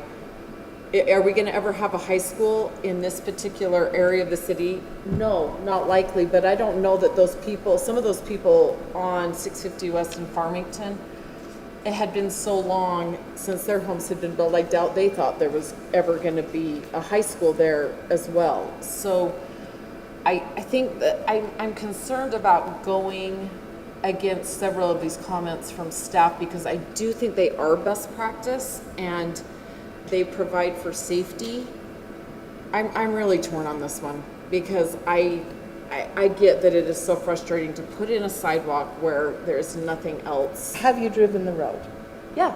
Because All the time. you couldn't put sidewalks. I mean, the city paid to have retaining walls put where the sidewalks are supposed to be. I understand that, I do think from way before I was on the council, they have said the historic district, we would like to make that area not have to have sidewalks and to go up. So I agree with you. But it's not 1993 anymore, and that special improvement district is not, that doesn't necessarily mean that's best practice for today's standards.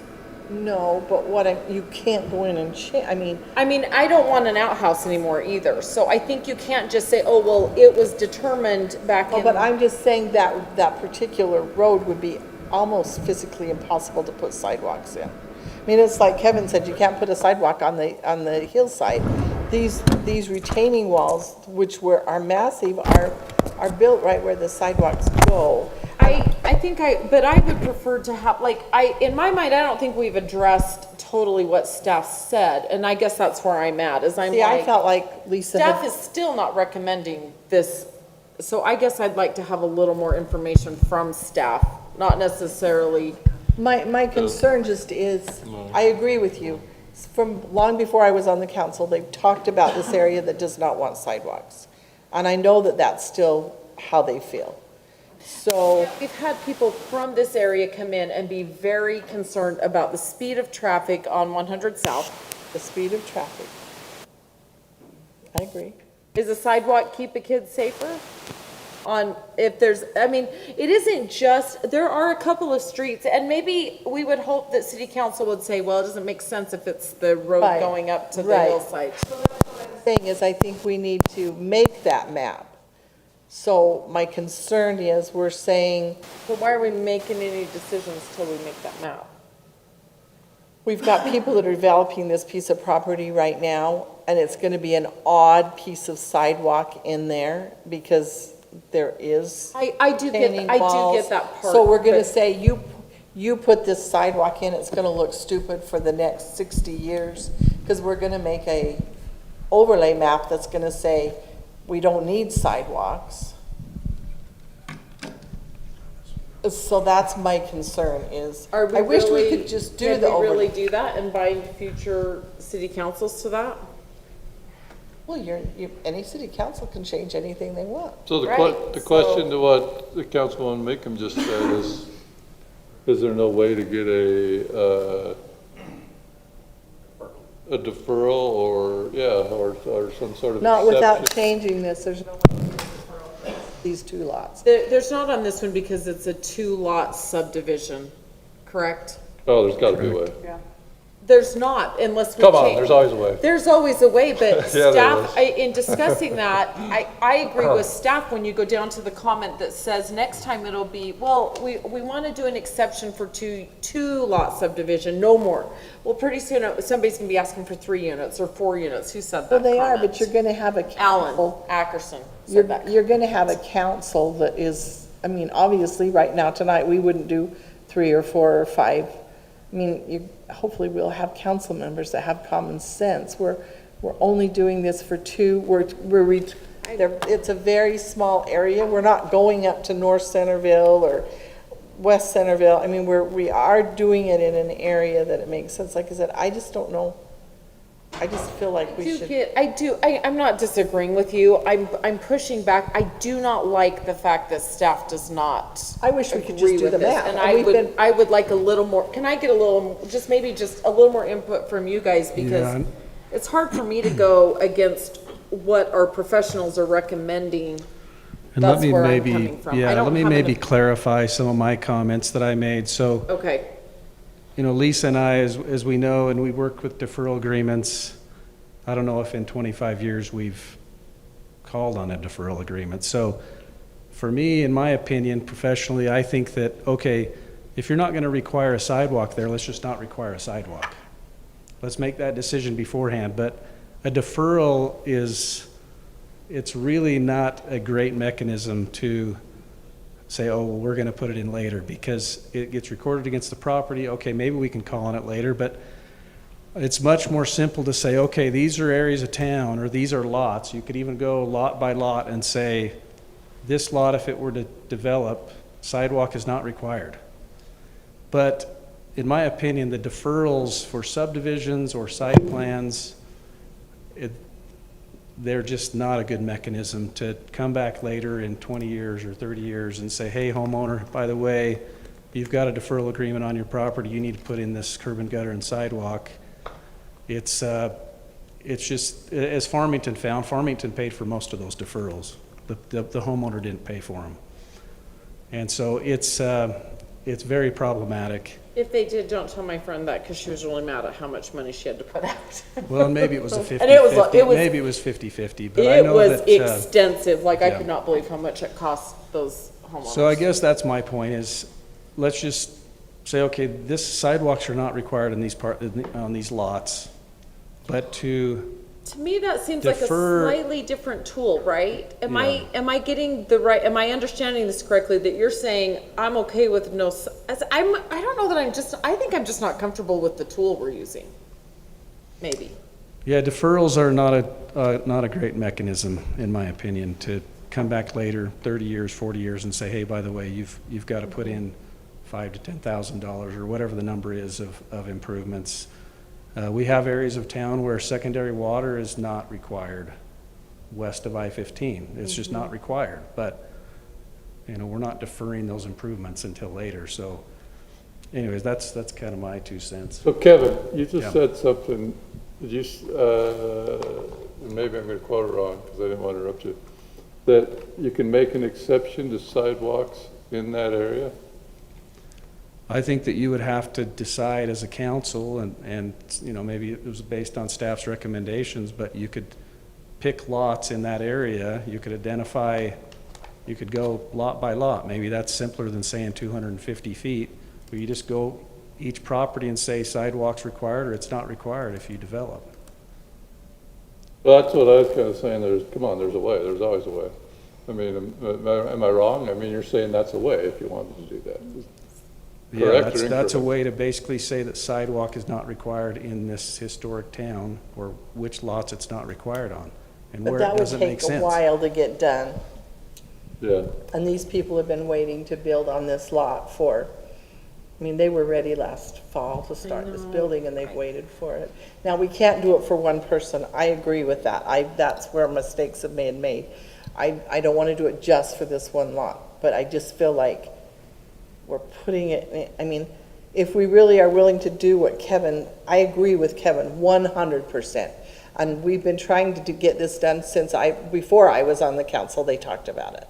So I agree with that, but this might be the only tool to hold us over till we get to where we just say no sidewalks. Lisa, what is the liability of going in and identifying areas that we don't have sidewalks, and then if somebody is, hit by, like there's an accident, what happens liability-wise with the city?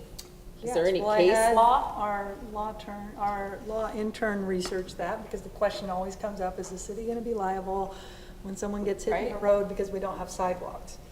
The answer is generally no, but now we have the case law and the code citations. So essentially, Utah courts have held that a municipality is not obligated to build sidewalks. However, if we do, we have to maintain them. So those are the lawsuits that we get, is when we don't maintain the sidewalks. We are not obligated to put them in. So that's case law, and then the statute also says a city may establish streets and sidewalks, et cetera. It's not obligating us to. So no, and then interestingly, this I didn't know, but there is a citation in our traffic code that actually says a pedestrian has an obligation when there is no sidewalk. So it's anticipated that there are areas with no sidewalk, and 41-6A-1009 says that a pedestrian shall walk as close as possible to the outside edge of a roadway where a sidewalk is not available or if the sidewalk is not provided. So the pedestrian actually has the duty to travel safely on the road where there's no sidewalks. So again, no, we're not liable if somebody gets hit because we decide not to. I do have some other concerns though about, like, it has to be an analysis that's done and for good objective reasons why we're saying, but we did talk about as a development review committee is, hey, can we hire an intern to go walk this area and see where it really doesn't make sense because of the topography or where they are, or can we recommend, as we said, that the streets, that the sidewalks go on one side of the street, so at least we have streets on half as we're working our way through. But again, you have to put a sidewalk in at $25,000 right now, and your neighbor across the street doesn't. So it creates other issues and problems. But yes, we could do an analysis and see what makes sense and come back. But again, that would be probably a 6-month project to really give you some better input on this area and where sidewalks should be. Speaking of potentially, like, if we were to say, yes, let's create a map of this area, and we said, okay, it makes 0 sense to put the sidewalk on one side because of these retaining walls, but we should have it on the other side. I'm not saying that would happen in your specific case or anything, I'm just saying. Then can you form a special improvement district where all of the residents in that area contribute to the cost of those sidewalks? So you're balancing. But you wouldn't want to do that in an election year. But I'm not saying you'll ever want to do it, but I'm just I don't think you ever want to do I'm just wondering if a special improvement district could be the tool, I guess. Yeah, but again, I don't. Fairness. That's where we finally, as a team, had to bring it to the council because there are so many policy considerations, and I think there are lots of options. So if the council, wants us to go back to the drawing board or to get you more information about each, this analysis, it can be done. So we're happy to do that because this is a great discussion. I just want to make sure that we don't forget our public hearing because we do have one. Can I just bring up one more solution possibly? So this subdivision could come in, post a bond for the sidewalks, not put them in, wait for the decision of whether or not sidewalks are required, and they can move along with their project. But in my opinion, allowing deferrals for subdivisions is just kicking the can down the road, and it's a mistake, in my opinion, to open that up. So I have a question, Kevin. It's 2 lots, so they can't have it because it's a subdivision. But if they divide into their own lots, and then they come in and bond, then can they each apply for a deferral because now they're their own lots? Because right now we do allow for that on a single lot, and we have done that many times. And now I agree with you, I'd rather get this all taken care of, but down the road when we can do it right. But could they come back in and require? No, they would post that bond as part of the subdivision, and that bond would, unless the city council decided that the sidewalk was not required in certain areas, that sidewalk would be required before the bond was released. So no, they couldn't come back and say, okay, now I'm getting a building permit, I'm a single lot. It's a subdivision, yep. Okay. I'm just not comfortable with this tool. I'm not unsupportive of what Kyle is asking for in that neighborhood. I just don't love this tool. So here's my question, Councilwoman. I know, Georgina. But here's the other scenario. Okay. So they post the bond, they put in the sidewalk, and then the city comes back and says, oh, we're not going to require sidewalks in this area. Now we legitimately have a sidewalk to nowhere that will always be a sidewalk to nowhere. And so we run into, this is kind of the battle back and forth, and the stopgap measure in between is, we say, okay, great, we put in a deferral, and you can put whatever conditions in the deferral you want to tighten it up. And again, I guess back to the very base nature of this discussion is whether or not a citizen has the right to petition the city council as to whether they can have a deferral. Again, it's not a rubber stamp. This isn't, and I think we get lost in the weeds of, well, what if? At the end of the day, the city council still has the ability to say, nope, you don't get a deferral. It's not a rubber stamp. It's not just you get to go ahead and not have to do this. It's not automatic. We're just asking for the opportunity to present it.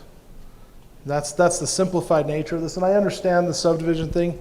I remember the exact city council meeting where that code was written. And it was because there was a concern that somebody like a Brighton Homes or an Ivory would buy a big piece of ground and decide to have 0 sidewalks in 30 new homes because there was no code, and so that was put in as a subdivision, but that was never defined as, is that 2 lots, is that 5 lots, is this a commercial subdivision, is this somebody splitting it off to have their kid build a home next to them? It changes. These guys aren't developers. They're not sitting on developer money to put in roads and fire hydrants and all those kinds of things, which was the heart and intent of that code when it was written. That was the discussion around that. And I think this is a casualty of that discussion of trying so hard to prevent one thing that this was one of the negative consequences of the other. And I get that happens. But then my next frustration, I guess I would say, is the development currently going in on Parish Lane and 4th East, the Chad Morris development, with exactly 0 driveway and next to 0 sidewalk through that entire thing, where they're planning on parking cars down one side of the road to accommodate the cars that they're going to have in that because it's a PUD. So, and that is actually a safe kids route. I see people blow that intersection time and time again, and there's not going to be a good place for kids to walk there or anything else. And so it's a little bit hard for somebody in an area where the citizens are requesting this to see that kind of development go in with these huge houses, 0 yards, 0 accountability for driveway, 0 accountability for sidewalk. I mean, literally the sidewalk is the driveway. So are those cars going to be parking all over those and those kinds of things? And that is literally where the kids are walking. That got through. And then we start looking at something like this on the other side where this is what we actually want and what we're seeing. And I'll even say today, I was driving up 4th East. There was a guy running.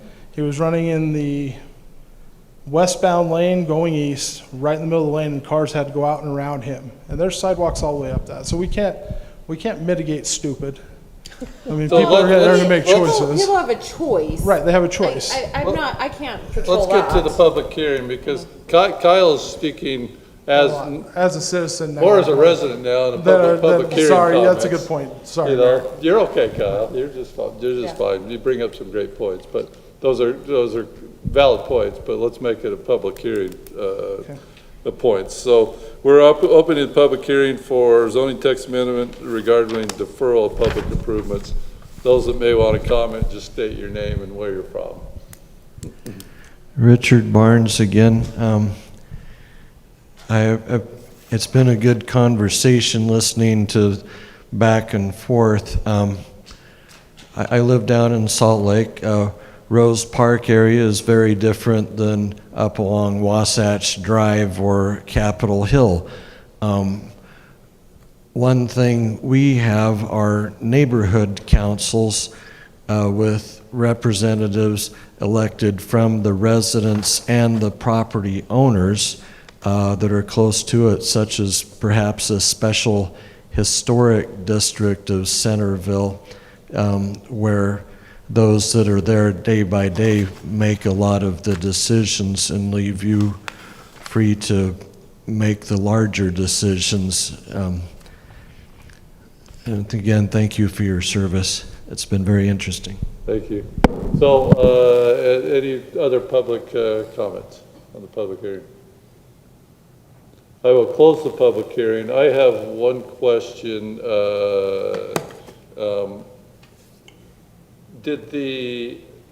Just for clarification, did the Planning Commission, Cindy, approve this with the red lines?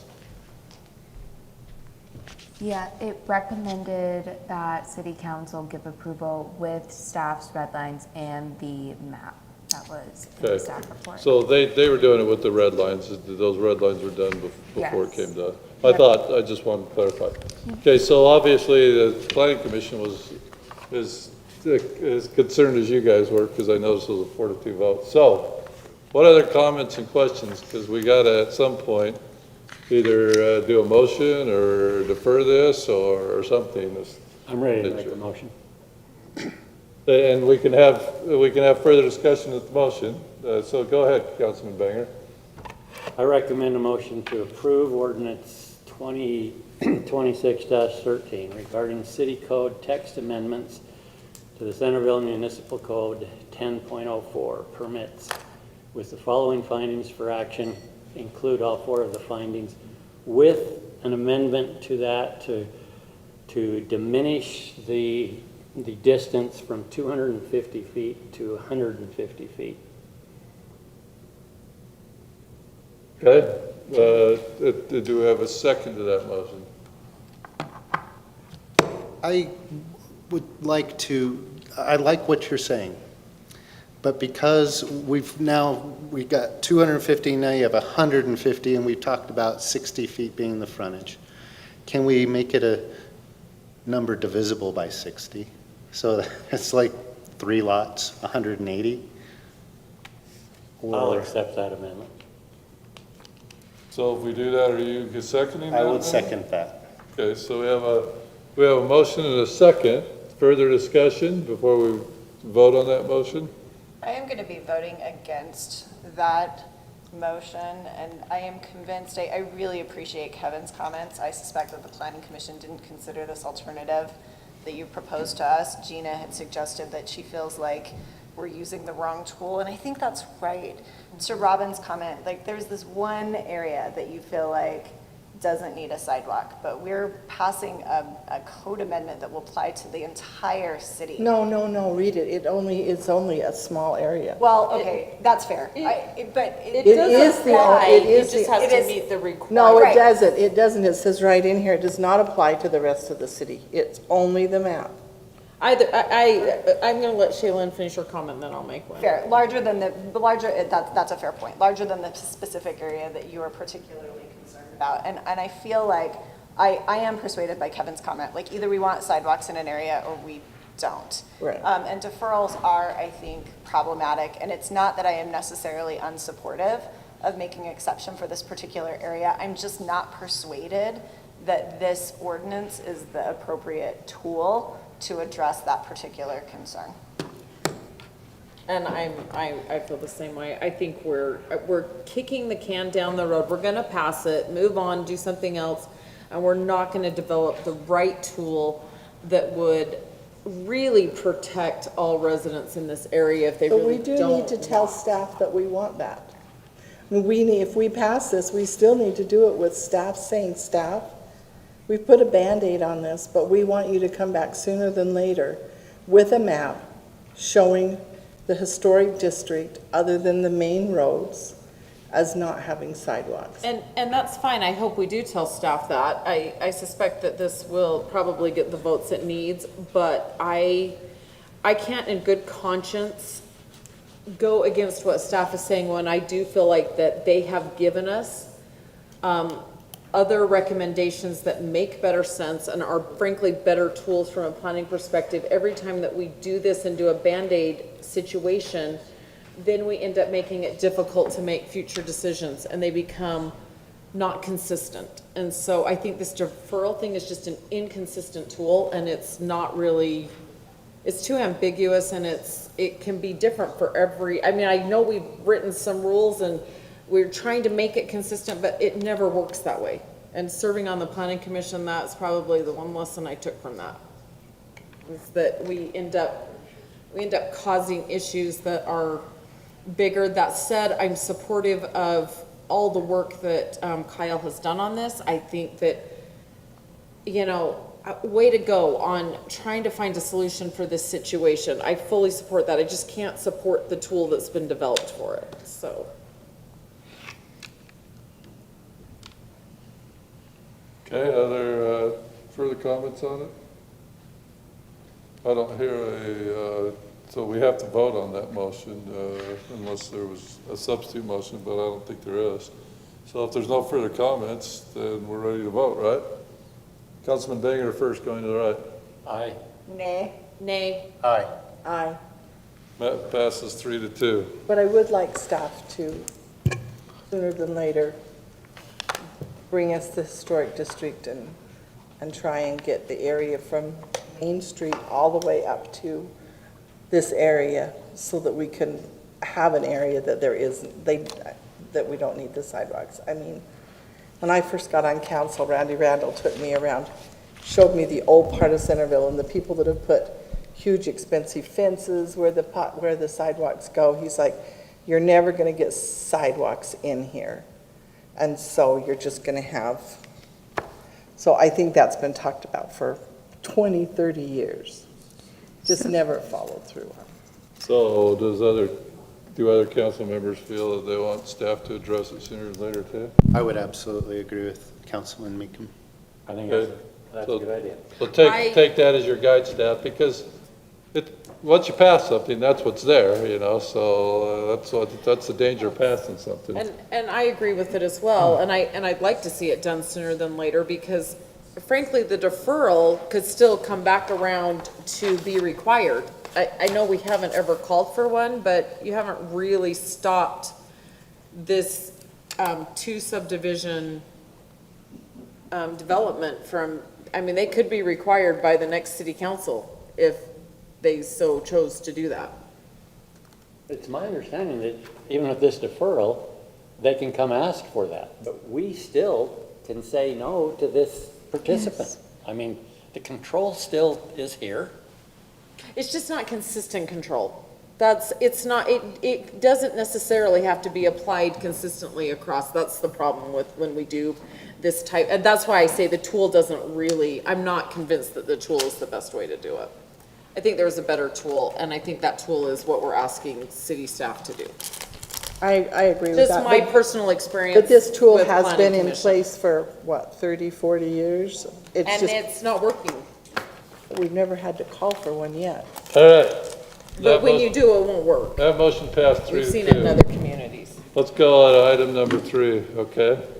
This is another public hearing matter in relation to adoption of the International Wildland-Urban Interface. Lisa, do you want to give us any more information than what we have in our packet? Yes. Move to the next one. Thank you. A few months ago, we adopted the ordinance in compliance with state law requiring adoption of the 2006 Utah Wildland-Urban Interface Code. So we adopted those ordinance amendments. And then in the last legislative session, the legislature decided to adopt the 2024 version of the International Wildland-Urban Interface Code. So they are adopting a new construction code that is effective January 1, 2027. So by law, we have to adopt that same code that the state has adopted. And I know we're way ahead of schedule. I just didn't want to forget. So I'm just recommending that we adopt the 2024 version of the International Wildland-Urban Interface Code. And we will put it in our ordinances effective January 1, 2027. But then we're done for this year with that legislative topic.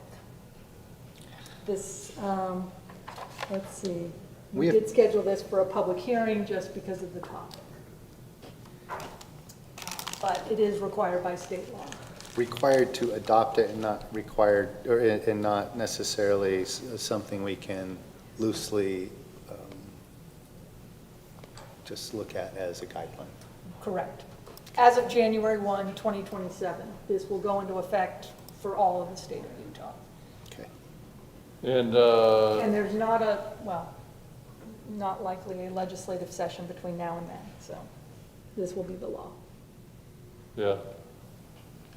But they did adopt that provision that says you can't put anything under a 5 in your map. Mm-hmm.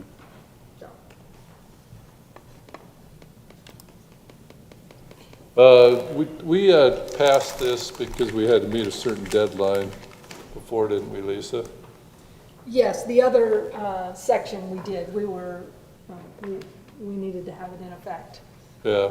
This one, you have some time, but anyway, it's there. Further questions of Lisa on this one? Okay, then we'll go to a public hearing. This is a public hearing matter, municipal code amendment, adoption of the International Wildland-Urban Interface Code. This is ordinance number 2026-9. Any member of the public is it's now available for you to comment. Just give your name and where you're from. Public hearing is now open.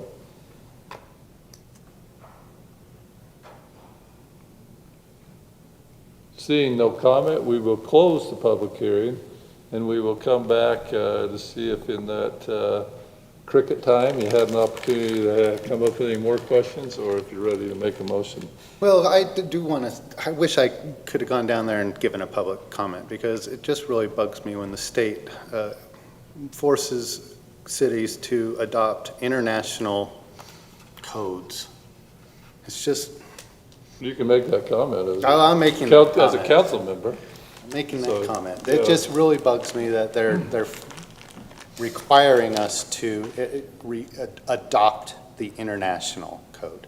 I mean, it would be one thing to say that we could take it on as a guideline, but it really frustrates me that they are statutorily requiring us to do this. So I would like to do it in some sort of with prejudice, or if that are those the words that I could use, but do you mind me asking you what it is that you disagree with about the International Wildland Urban Interface Code? Well, let me tell you, first Like, off, just- I haven't, just for specifics. I would wonder if any one of the council or the legislators, how many of them actually read the international code? And quite frankly, I haven't. I'm just skeptical of most things that are coming from the international policymakers at this time. So yes, I will do my due diligence and sit down and read an international code, but I have not had the opportunity to do so. But I should have at least till January 1st, I suppose, to do that until it takes effect. But again, as I said, I'm skeptical of anything that international policymakers are making and then imposing upon our country that has different values than a lot of these international policymakers. And I could see the point as well taken. The thing is, it's on staff's mind right now, and Agreed. you know, who says it's on their I radar? agree with her And on we that. may miss the deadline. Absolutely. Yes, as well, too. I think it's, yeah. Yeah. I will say this, I know nothing about wildland interface code. And so when I read at least what I read of what we're adopting, I can't say that I am educated on this nor qualified to say anything, but the International Building Code has got good information and it's not political. So maybe this is the same way.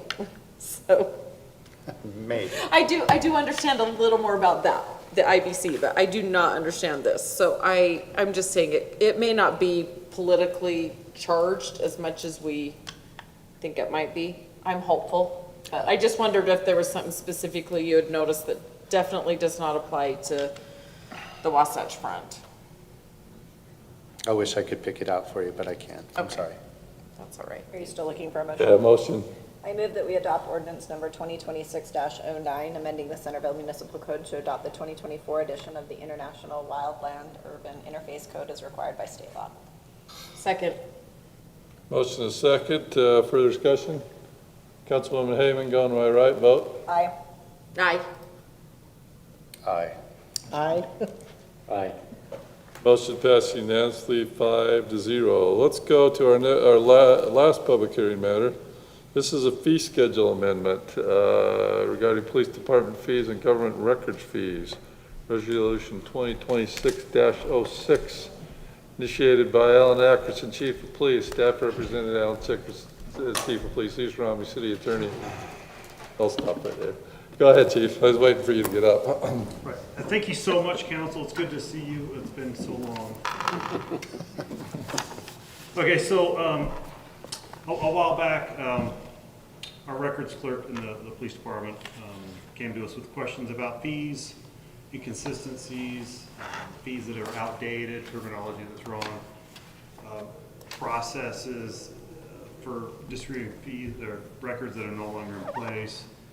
Our old fee schedule, it didn't really keep up with the times and technology, and really recognizing where time was being spent in processing grant requests and records requests and various things we're doing. So Lisa Romney headed up a push to kind of revamp it all. If we're gonna modify a few of the fees, we might as well look at everything at once, do it all at once.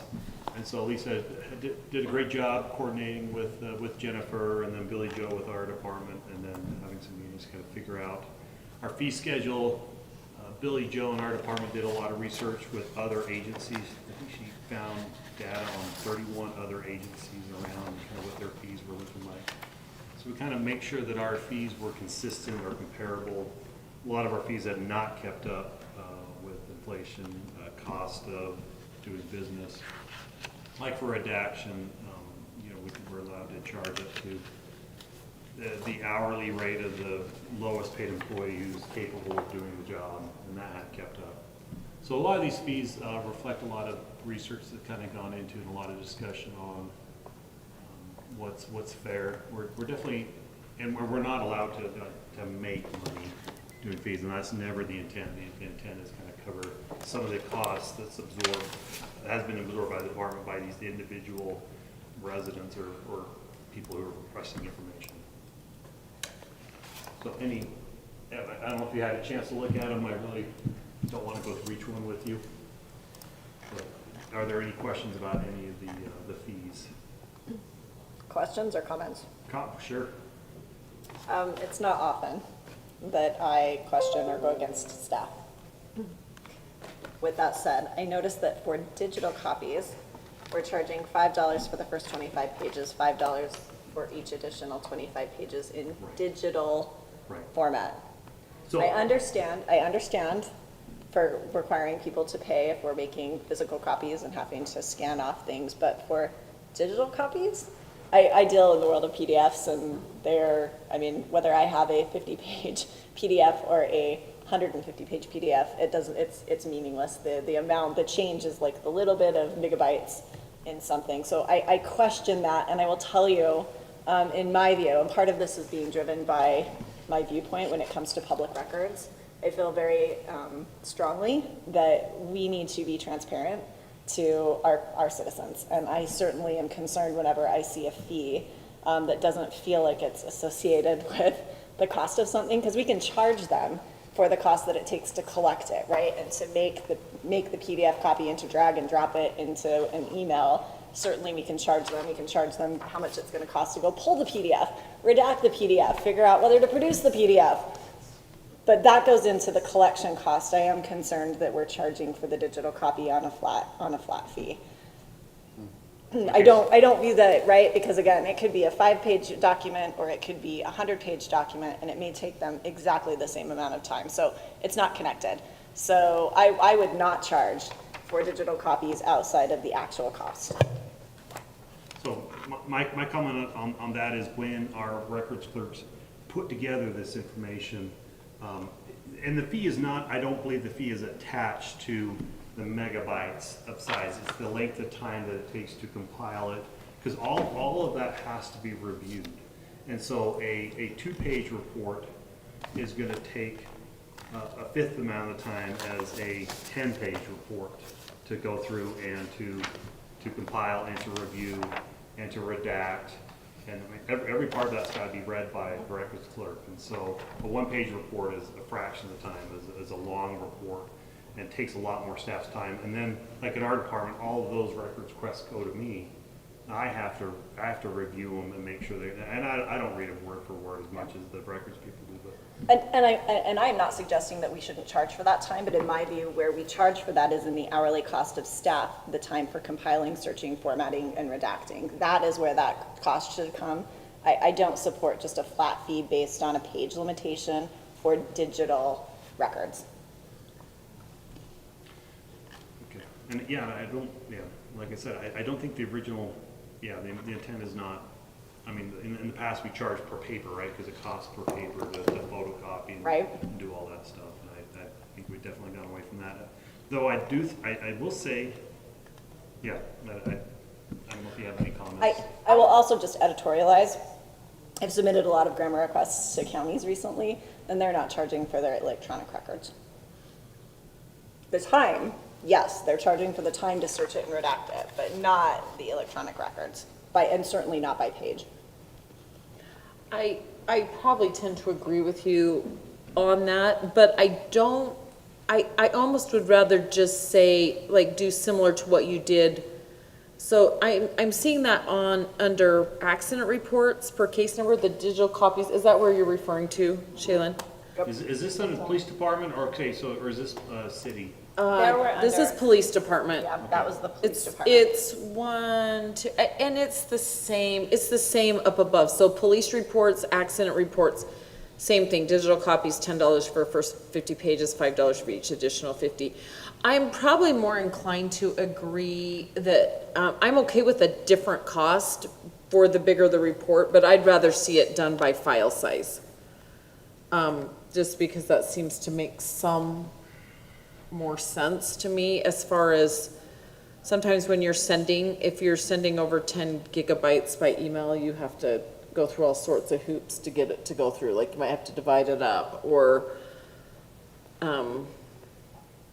but yes, I agree with you on the fact that the hourly cost of staff time, that's where we should be charging for that review of the redactions and that everything got redacted that should have been redacted. I guess I'll just here.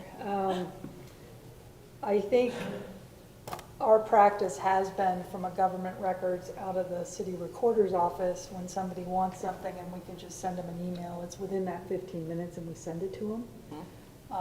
But given the research that the police department did, most cities are, if you look at that list, they're all charging a minimum of $5 for police records. So that's the way the amendment kind of came forward is, hey, this is what police departments are doing, because we have accident reports and we have police reports. And we actually decided to just, because of practice, we give them the whole case. And so it's kind of like, so that's how it happened is really, we don't really charge if it's coming through the city recorder's office or something, we're sending them an email, and I agree.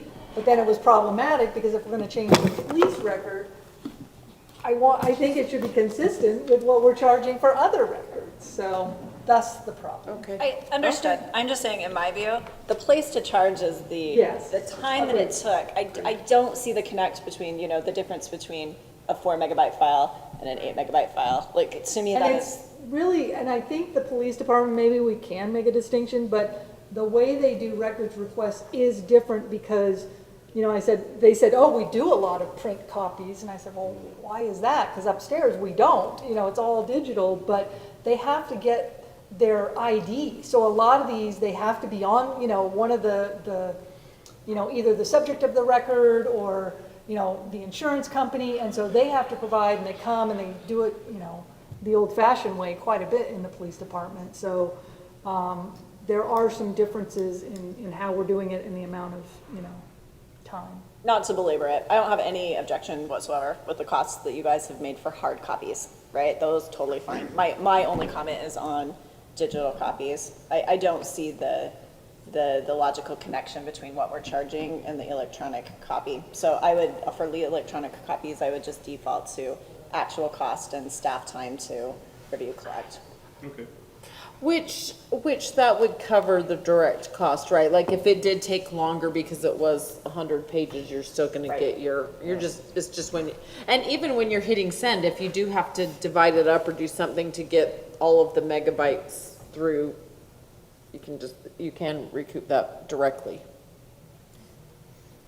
I like what Councilmember Heyman has said. I think that she's identified that there is a transparency issue here, and also that, and just being able to provide PDFs, it does seem that is the standard method going to be going forward. And perhaps, you know, there are still opportunities for use of paper in the police department, but I would feel that it would be better to default to the time taken by staff to do it as the cost for our fee table here, and to omit the digital copy charge. So Councilmember Heyman, are you suggesting that we put in that column actual costs as opposed to this? Oh, okay. So it would just be actual because, yeah, I think Jennifer's saying, yeah, I don't want to necessarily charge a $5 fee every time because that takes more staff time. Right.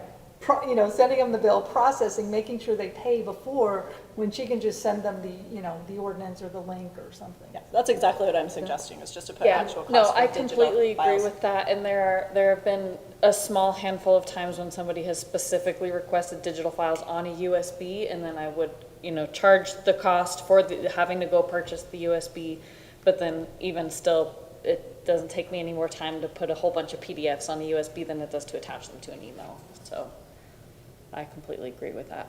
Can we just note for the record that Jennifer completely agrees with me? Sorry, Chief, you got the lawyer up here.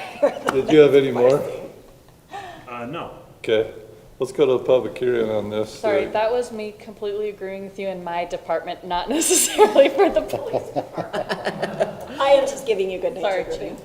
I hope we're still friends. This is a public hearing matter. We have a public hearing now on fee schedule amendments, police department fees and government records fees, resolution 2026-06. That public hearing is now open. Just state your name and where you're from if you're still comment.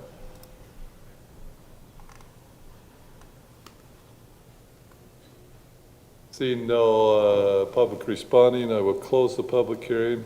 We will come back. We had quite the discussion already, but is there further discussion? Is somebody ready to make a motion? Mayor, can I just comment? I appreciate the fact that we had a public hearing noticed for this. It's not a tax. I do not believe this had to be a public hearing. I'm thankful that we decided that anytime a fee of any kind is imposed and might be necessary for our residents or anybody else, that we give them an opportunity to have input on that. So I just want to thank staff and you for having a public hearing on this. And I totally support the police, the fees and things that they're recommending. Well, thank you, Councilor Dinger. Who's making a motion? I'll make a motion that we approve resolution number 2026-06, amending the Centerville fee schedule regarding the police department fees and government records fees as set forth in CFS 11.010 and CFS 16.010, which is government records fees and police department fees, with one change, which is that digital copies sent will be assessed according to staff time spent. The actual cost. Actual cost. Only digital copies. Only digital. Only digital. And I'll second that motion. All right, we have a motion and a second. Further discussion? Councilwoman Hurst, going to the right. Aye. Aye. Aye. Aye. Aye. That motion passes unanimously 5-0. Let's go to Interlocal Cooperation Agreement. This is UPDES general permit of Davis County Cities, Resolution 2026-05. It looks like Dave Walker is going to give you a little more background on this. Just here, if you have any questions, mostly the brief rundown. This is just an agreement. We did one of these 5 years ago. We've done this systematically over the past number of periods. The EPA handed down all these rules we've talked about with stormwater, and this is just the county coming together, all the cities, including Davis County themselves, to cooperatively do some of these things. The high points of that would probably be on page 3 of this agreement. Oops, sorry about that.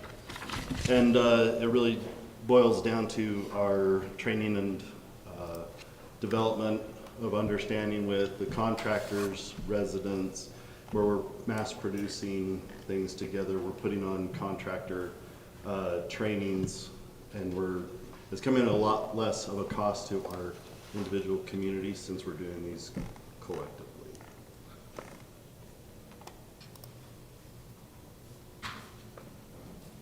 Dave, does this have to do with the water coming down our streams?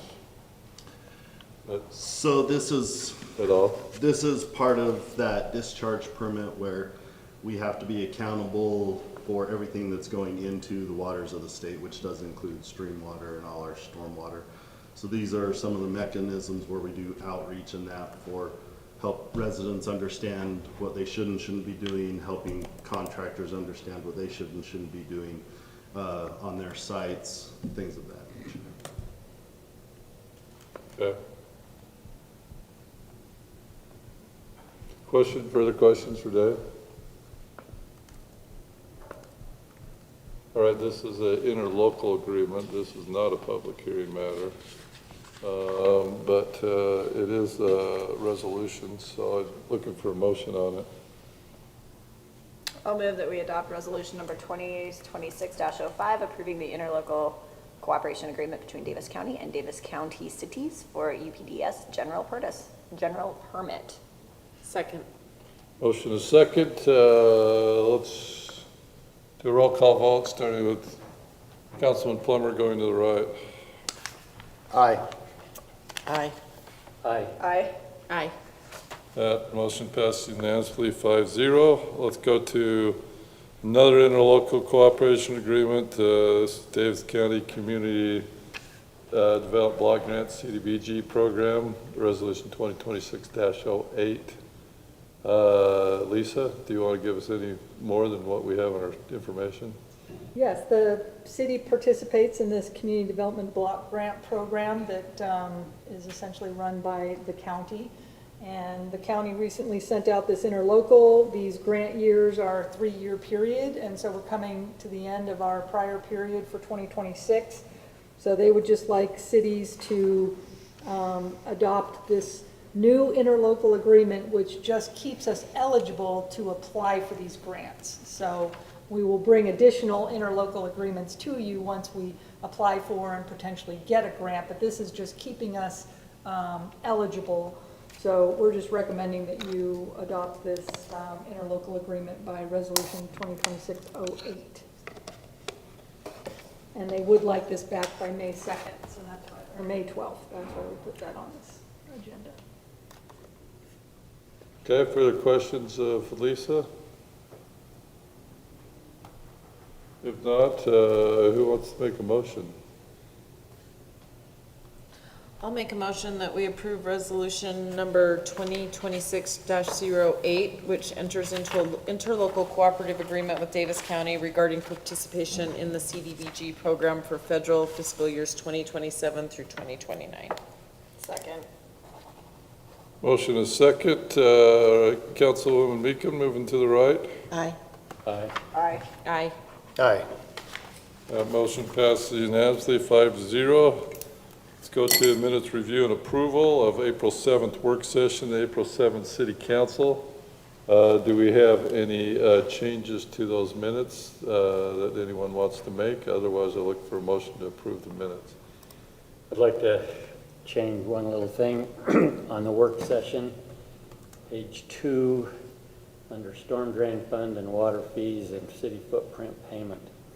At the end of that paragraph, it identifies that 84,000 annually was identified. That is not correct for the storm drain only. Storm drain is 44,241, and if we want to add water fees to that, which would make this a little more complete and comprehensive, the water fee is 39,379.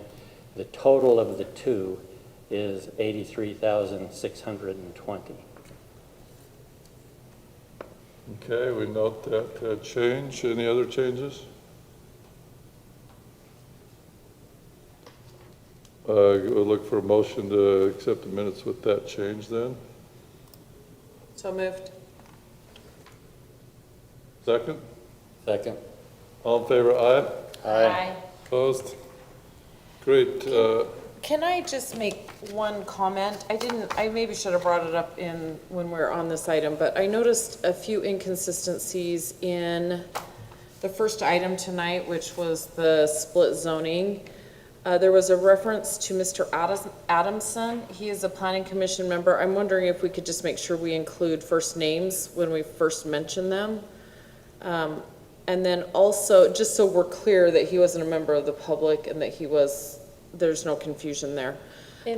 Are you talking about in our minutes or in planning commission? What are you talking about? She's going back to the talk. report. This is the city council transmittal report. Oh, okay, okay. And so the only reason I'm bringing it up is because at first I was like, Mr. Adamson, are we talking about the planning commissioner or somebody else for a second? We could probably just label them as Commissioner Adamson. That would be great. And then we also referred to Lisa Romney in one paragraph, and then we referred to her as Lisa R. I would just say keep it all consistent so there's no question who the individual is that we're talking about. I know that's probably not you doing that, but will you just, what? In staff reports you're talking about. Yeah, these are, they're not official minutes, but I failed to mention it during that moment, and it did cause me a minute to go, okay, we're talking about Lisa Romney, right? We're talking about Commissioner Adamson, right? Like that was, so just for help there. That's good. All right, let's go to financial report. Quarterly financial report. January, February, March. This is the first quarter. Nate has the financials there for you. This is actually, since it's a quarter through 9 months, right, Nate, that you're gonna report on, right? Correct. Okay. All right. So yeah, as Mayor said, we're 3/4 of the way through the year. So to start off, we'll look at that cash position by fund. The one thing I noted here is that you'll see our RDA cash went up by a little over $2 million, and that's because we received our tax increment funding. We received it on the last day of March, so we have not sent out any of the payments yet to those developers. So that's why you see the big increase for now, and we'll make those payments this month in April.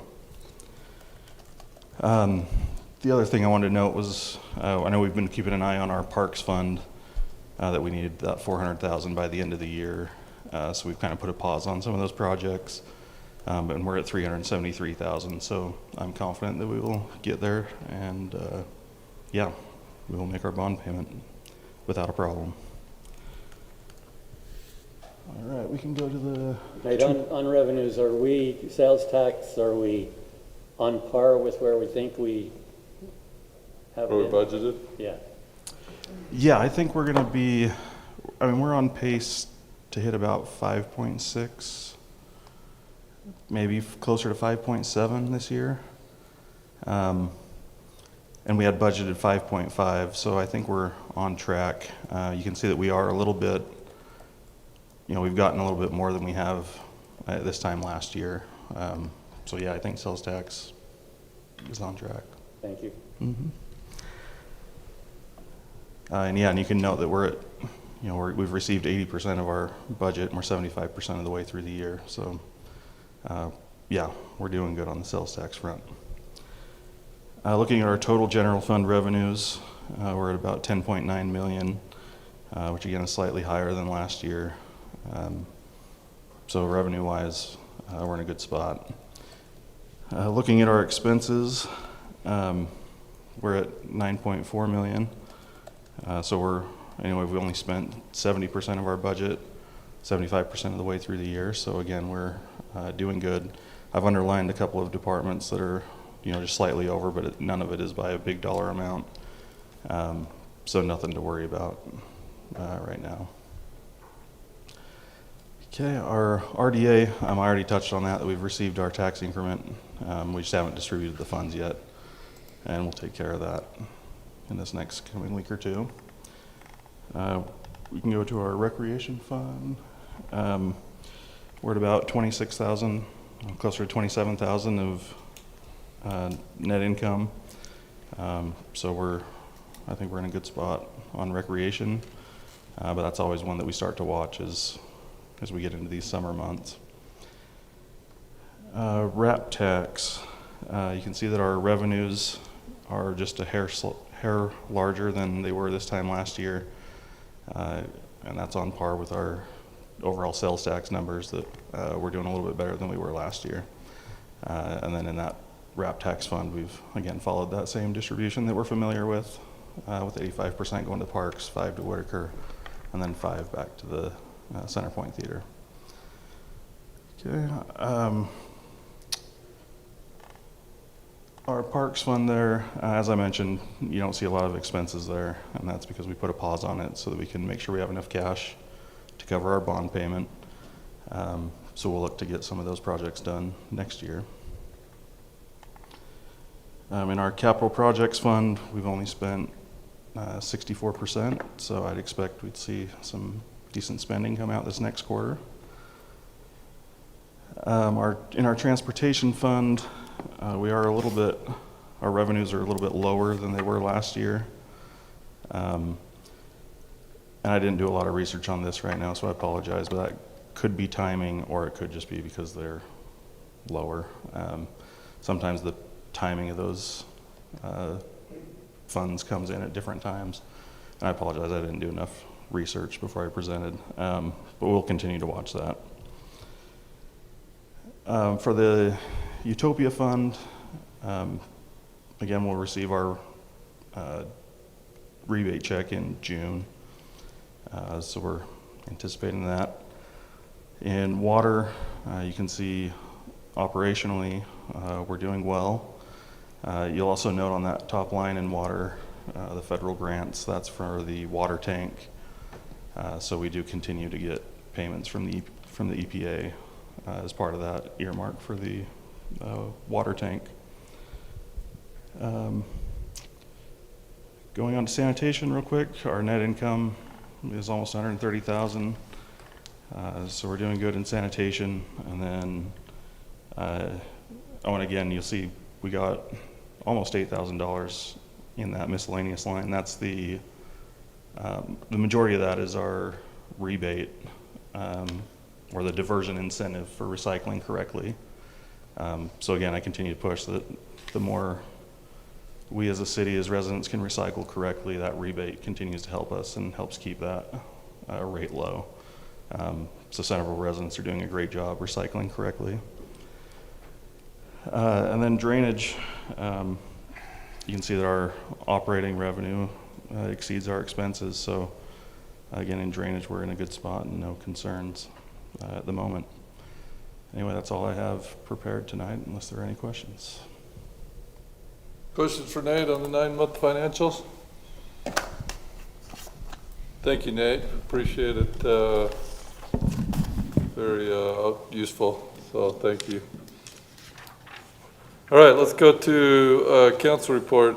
Tonight's meeting is reported from Councilman Brian Plummer.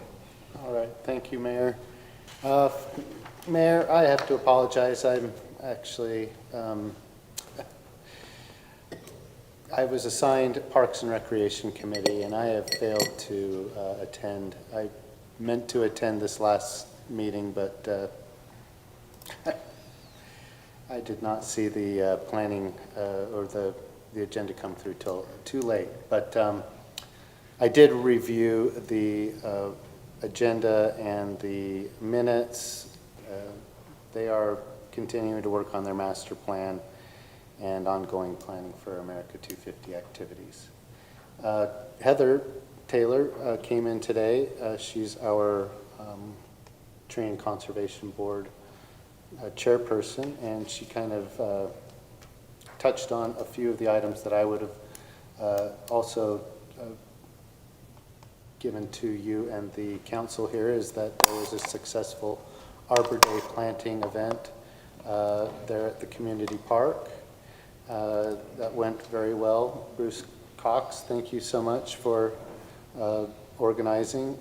Continued work on the urban forestry guide to support policy and planning efforts. I think this is something that they're really putting a lot of time and effort into. I believe that it will actually be a good document to refer to by the general plan once it's completed. Ongoing thoughts and input for a general plan update are continued there at the Tree and Conservation Board for tree preservation and development practices.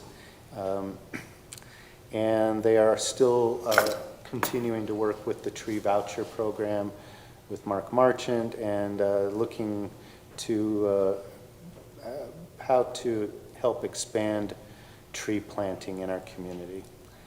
They're doing very well, and I just really appreciate all of the time and effort that they all put in all of our committees and commissions, but I truly am impressed by our Tree and Conservation Board and the work that they do. And just as a side note, I did notice that our recorder, Connie Larson, had, it was her last time recording for us. She had retired at this point. And we were moving towards a AI recorder, is that correct? I'm doing all of the minutes so now, you will so be I'm doing... using AI to help me do all of, it's a lot of minutes, so yeah. Yes, yes, Yeah. and I just noticed that, and I was thinking about that and how it would relate to maybe opening up these meetings to a broader audience and the ability for opportunities for people like me that at times may not be able to get to a meeting to do it as if we do it here in the council, where we are provide a option for a virtual attendance or a Google Meet or a Zoom option for these types of meetings. And I understand that it does give more maybe credence to the meeting if people attend in person. But I think that providing an opportunity such as a virtual attendance option is only expanding that ability for more people to attend. And that would be my report to you, Mayor. Thank you for the time. All right, any questions for Brian? I don't know, maybe related to Parks and Rec, while you were talking about that, I don't know where the appropriate place is to ask about this. We had the presentation on the flags tonight. We're gonna have our 250th celebration. Is that something we should maybe consider, purchasing some flags? We got and when do we talk about it? I know we're not supposed to discuss items that weren't agenda, but. Well,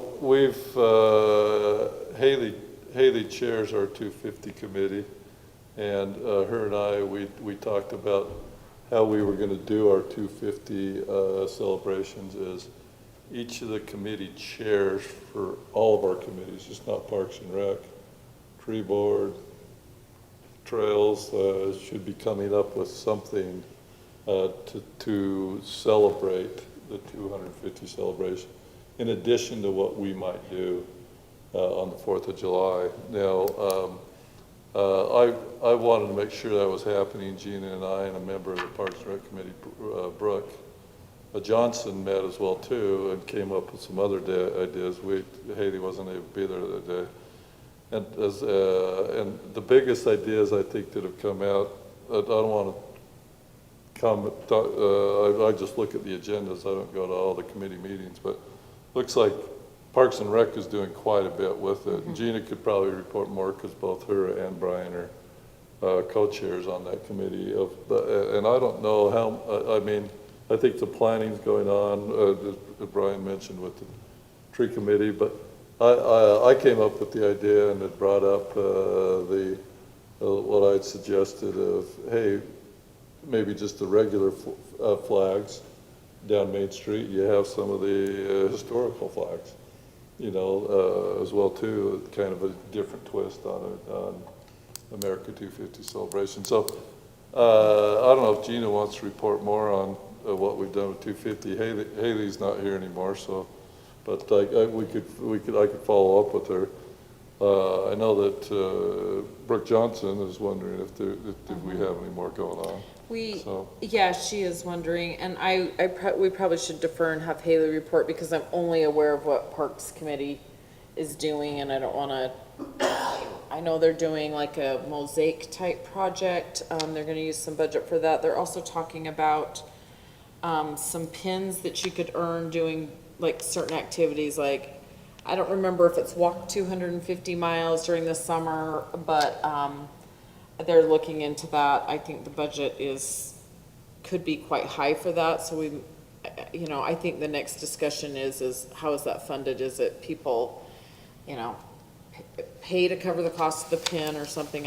I can't speak because they didn't talk about that part. I've just seen a few emails come through today where they're discussing the cost for those pins. So I'd probably best to defer to Haley. Another item that came up in the Parks meeting of note is that Brandon Federico, who is the Trails chairperson, attended and kind of talked to them about the way that they had done their master plan. And in that discussion, Bruce Cox mentioned a trail that I did send a text to Brandon just so you're aware, to make sure he was aware of it, that it was included in the Trails Master Plan. He was going to check that, but you might want to follow up with him and see. Bruce Cox is our expert, but the reason I wanted to make sure that gets, it might be in the Trails Master Plan, but I wasn't aware of it, and it starts about Smoot Park, and you do have an easement through private property at the Rigby Farm, and then it goes up the creek bed of Ricks Creek, and then you hit some private property, and at some point that may be a nice trailhead option, but we would have to be watching for private property to, become available various different ways. So I think it should be in the master plan if it's, as a potential something to consider, or ask that landowner for an easement, something. I will follow up, Councilman Wegener, with Haley to see what these other committees come up with. But we are welcoming any ideas for future America 250 celebrations that any of you may want to bring forward. Well, it just came to mind with those flags. If we purchased those flags and had maybe the youth council or former youth councils in the parade march down the street with those flags. There's another option great for idea. displaying it too versus up on the light posts that where we Wouldn't put our that be an regular flags. incredible display? Yeah. Now, Yeah, I that's a good do option. have to say, I agree with Councilmember Hayman that these flags that were displayed are prohibited under our current statutes. And that is, I know I said we probably won't have a legislative session, but this, we are not allowed, we can only display the official flag of the United States. We are not allowed to display an exempt flag, which is the official United States flag, with any alteration in color, symbols, or appearance, which was exactly that flag. It was an alteration. But if you wanted to take one of the options that was given, you can display a historic version of a flag described in 3A or B, which is the official United States flag and the official Utah state flag. So legislative amendment, or you cannot display that altered United States flag on government property. Correct. I'm not talking about this. Okay. I'm talking about historical flags, which All I right. think Then- Which was covered there. But Historical still, flags it's, Don't- should be okay. Don't tread on me lightly, all that sort of Okay. stuff. I'm not talking about this. all right, well, unfortunately, When you I cannot inquired of display Haley, that. and I looked up the 6 to 9 most critical flags of various changes in our Perfect. state, in our country's history. They could be in the parade though, right? Like, that's, The government cannot. So, yeah, it depends what the parade is. If a private individual, On government property, right? I actually went back and pulled up HB 477 while we were. right, but here's while we what were it says. It looking, just yeah. says, may not, this is A, display a flag in or on the grounds of government property, or, without mentioning said government property, or display an exempt flag described in section 3 with alterations in color, symbols, or. That's really. Now, let's hope it, But what, read the one again where it said, talk about historical. oh, yes, but these are exempt flags. These mean you can display these flags on government property. A historic version of a flag described in 3A and 3B, which is the official flag of the United States, and so you can have a historic official flag of the United States and a historic official state flag. So all of those are allowed. And that one set he was talking about. were Yeah, that sounds great. versions of. Right. yeah, just Right, not, right. but not this one. I mean, to me, that like, it just illustrates my point as to why I was so offended that the legislature prohibits us as a city from deciding which flags to display, because this is a great flag. This is a lovely flag that celebrates our 250th anniversary as a country, and the legislature prohibits us from displaying that flag on government property. Anyway, I will get off of my soapbox now, but thank you. But according to your interpretation, all of us can display that personally on this dais, right? Absolutely, if you're doing so in your individual capacity, and I'd fully support that. So, but, yeah, I like the idea of the historical flags, either being up on the light posts or in the parade. That's a great idea as well, too. And then we have those for future as well, too. Okay, mayor report. So every 4 years, Wasatch Integrated Waste Management does a retreat because there's election turnover in mayor's offices and council offices. So they had a week ago Saturday, a retreat. And there was some interesting stuff that came out of it. Nothing that we voted on, it was just a retreat, but it was the theme of Wasatch Integrated Waste Management looking forward.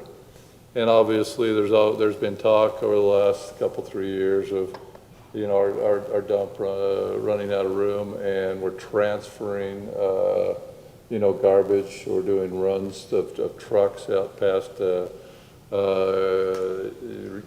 in Utah County, out past Eureka. We're dumping out there.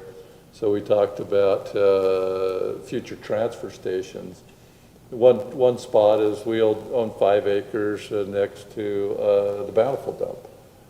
That's in some trade years back, and Nathan Rich always thought it wasn't big enough, but we had some people come in and report and show us transfer stations built throughout this state. One in Linden, Utah, I think it was Linden, it's on like an acre and a half. that goes underground in tunnels. You know, you wouldn't even know it's there. And so he was saying we could do that potentially with that 5 acres we have down in Bountiful. So we're just looking at solutions, what we can do as our landfill fills up. So I thought you might find that interesting. The second thing is that during that meeting, you know, the first thing they went back through with us, it was a reminder to me. This always bugged me when I became mayor and I went to these outside boards. Now, Gina has it with sewer board, Shaylin has it with mosquito abatement board, is we have a legal responsibility first to that organization we represent. And I always argued that. So wait, I'm the mayor of Centerville, going up to serving on the Wasatch Integrated Waste Management Board, but my first responsibility is to do what is best for Wasatch Integrated Waste Management. And that is what the legal responsibility is. And I've challenged numerous attorneys. Lisa's looking at me kind of strange. Numerous attorneys on that kept saying, no, because I'm going to represent Centerville. And they said, your responsibility is to this organization, okay? Now, with that said, obviously the various board members on these sewer board, dump board, mosquito board, rec board, they are going to have a bias towards their city and think what's best for their city. And a lot of times they vote that way. But my hat was off to Mayor Joy Petro from Layton, who was the chair of Wasatch Integrated Waste Management a couple of years ago, and battled and battled and battled for the dump, while her council and city manager was wanting to pull out of Layton's relationship with the dump. I mean, she went through months and months and months of abuse over that because all her council wanted out, and the city manager did, but yet she was staying firm as chair of Wasatch Integrated Management, doing what was best for the dump. Now, why do I bring that up? Because those of us sitting in those positions, it makes it a tough thing. It was brought up a couple weeks ago that, hey, with the fire board, Brant is on the administrative board, me on the board of directors, that we need to be doing what we can, else maybe we should be off and we should have somebody else representing us there, okay? But we are going to have a bias towards, that's why those city administrators battle so much with the administration committee, with the board, because they're both representing their city and the assessment they get in their city. You know, we get a $1.2 million exemption. Bountiful has a 1.2 million assessment, excuse me. Bountiful has a 2.9 million assessment. So they're always battling what is best for their city, even though they should be representing the fire board. So with that said, I just want you to know that I've always battled saying, wait, I represent my city. But legally, whoever of us that serve on those boards has a responsibility towards that board they serve on and doing what's best for that board. Am I wrong on that, Lisa? I mean, yeah, I've gone back and forth. Because we do, I mean, the boards do want representation from its members, which sort of seems inherent that you're there. I've gone back and forth with Todd Godfrey on that. I've gone back and forth with the church guy that was in before, I forget his name. I've gone back and forth with the attorney of Kurt McConkey that represents Wasatch Integrated Waste Management. So that's the thing we have to balance when we're on those boards. We do obviously think of our own cities and what's going on, but that's the thing we have to balance. Now, with that said, and this is all, we did have a closed session last night at the fire board, but I can report on what was in the open session. The 5 mayors and the county commissioner, which make up the commission members, they agreed that for the time being that authorized the board for a short period of time to approve a consultant to help out the chief, since the chief has no deputies right now, to engage in a consulting contract for a short period of time for somebody that's served in that area, in the fire area to help. They also approved going out, and we used to have 2 deputy chiefs. Chief Stewart went to 1 deputy chief, and for training purposes and development, it's probably not a great idea. So they approved going back to 2 deputy chiefs, and they also approved initiating a process in what we do going forward and finding a new chief. Also brought up was that at some future time, very in the near future, this was brought up in the public meeting too, that we'll be looking at, because we had 2 members of our board after the death of Chief Stewart that went out and did interviews to find out best practices. So we'll be discussing the future, how we run the admin board and the commissioners, and also if a member of the county commission should be on the fire board or not. They're not on North Layton's fire board, so they've traditionally been on that because they give about $330,000. So we'll be discussing that further too. So I could see some potential changes coming, or maybe not. But so that's the 2 big things that I had since our last couple meetings in regards to the outside boards that I serve on. Mayor, can I just ask you, has there been some additional enhancement of mental health assistance to our firefighters who've been through 2 tragedies in a very short period of time? Yeah, there have. Yeah, they have accessible to the organization as a whole and individuals, mental counseling. Yeah, and many of us have offered other organizations as well too, but they've been fulfilling that need the best that we can see. So, okay, I think that's all I have, unless anybody has a question for me. I don't know if Brent's on or not, but does anybody have? It sounds like he's not. So anybody have? Nobody's assigned a report for him, so no city manager report. I don't believe we have a closed session tonight. Have I missed anything that anybody else feels we need to bring up? If not, I'll look for a motion to adjourn. So moved. Motion to second? Second. Adjourned.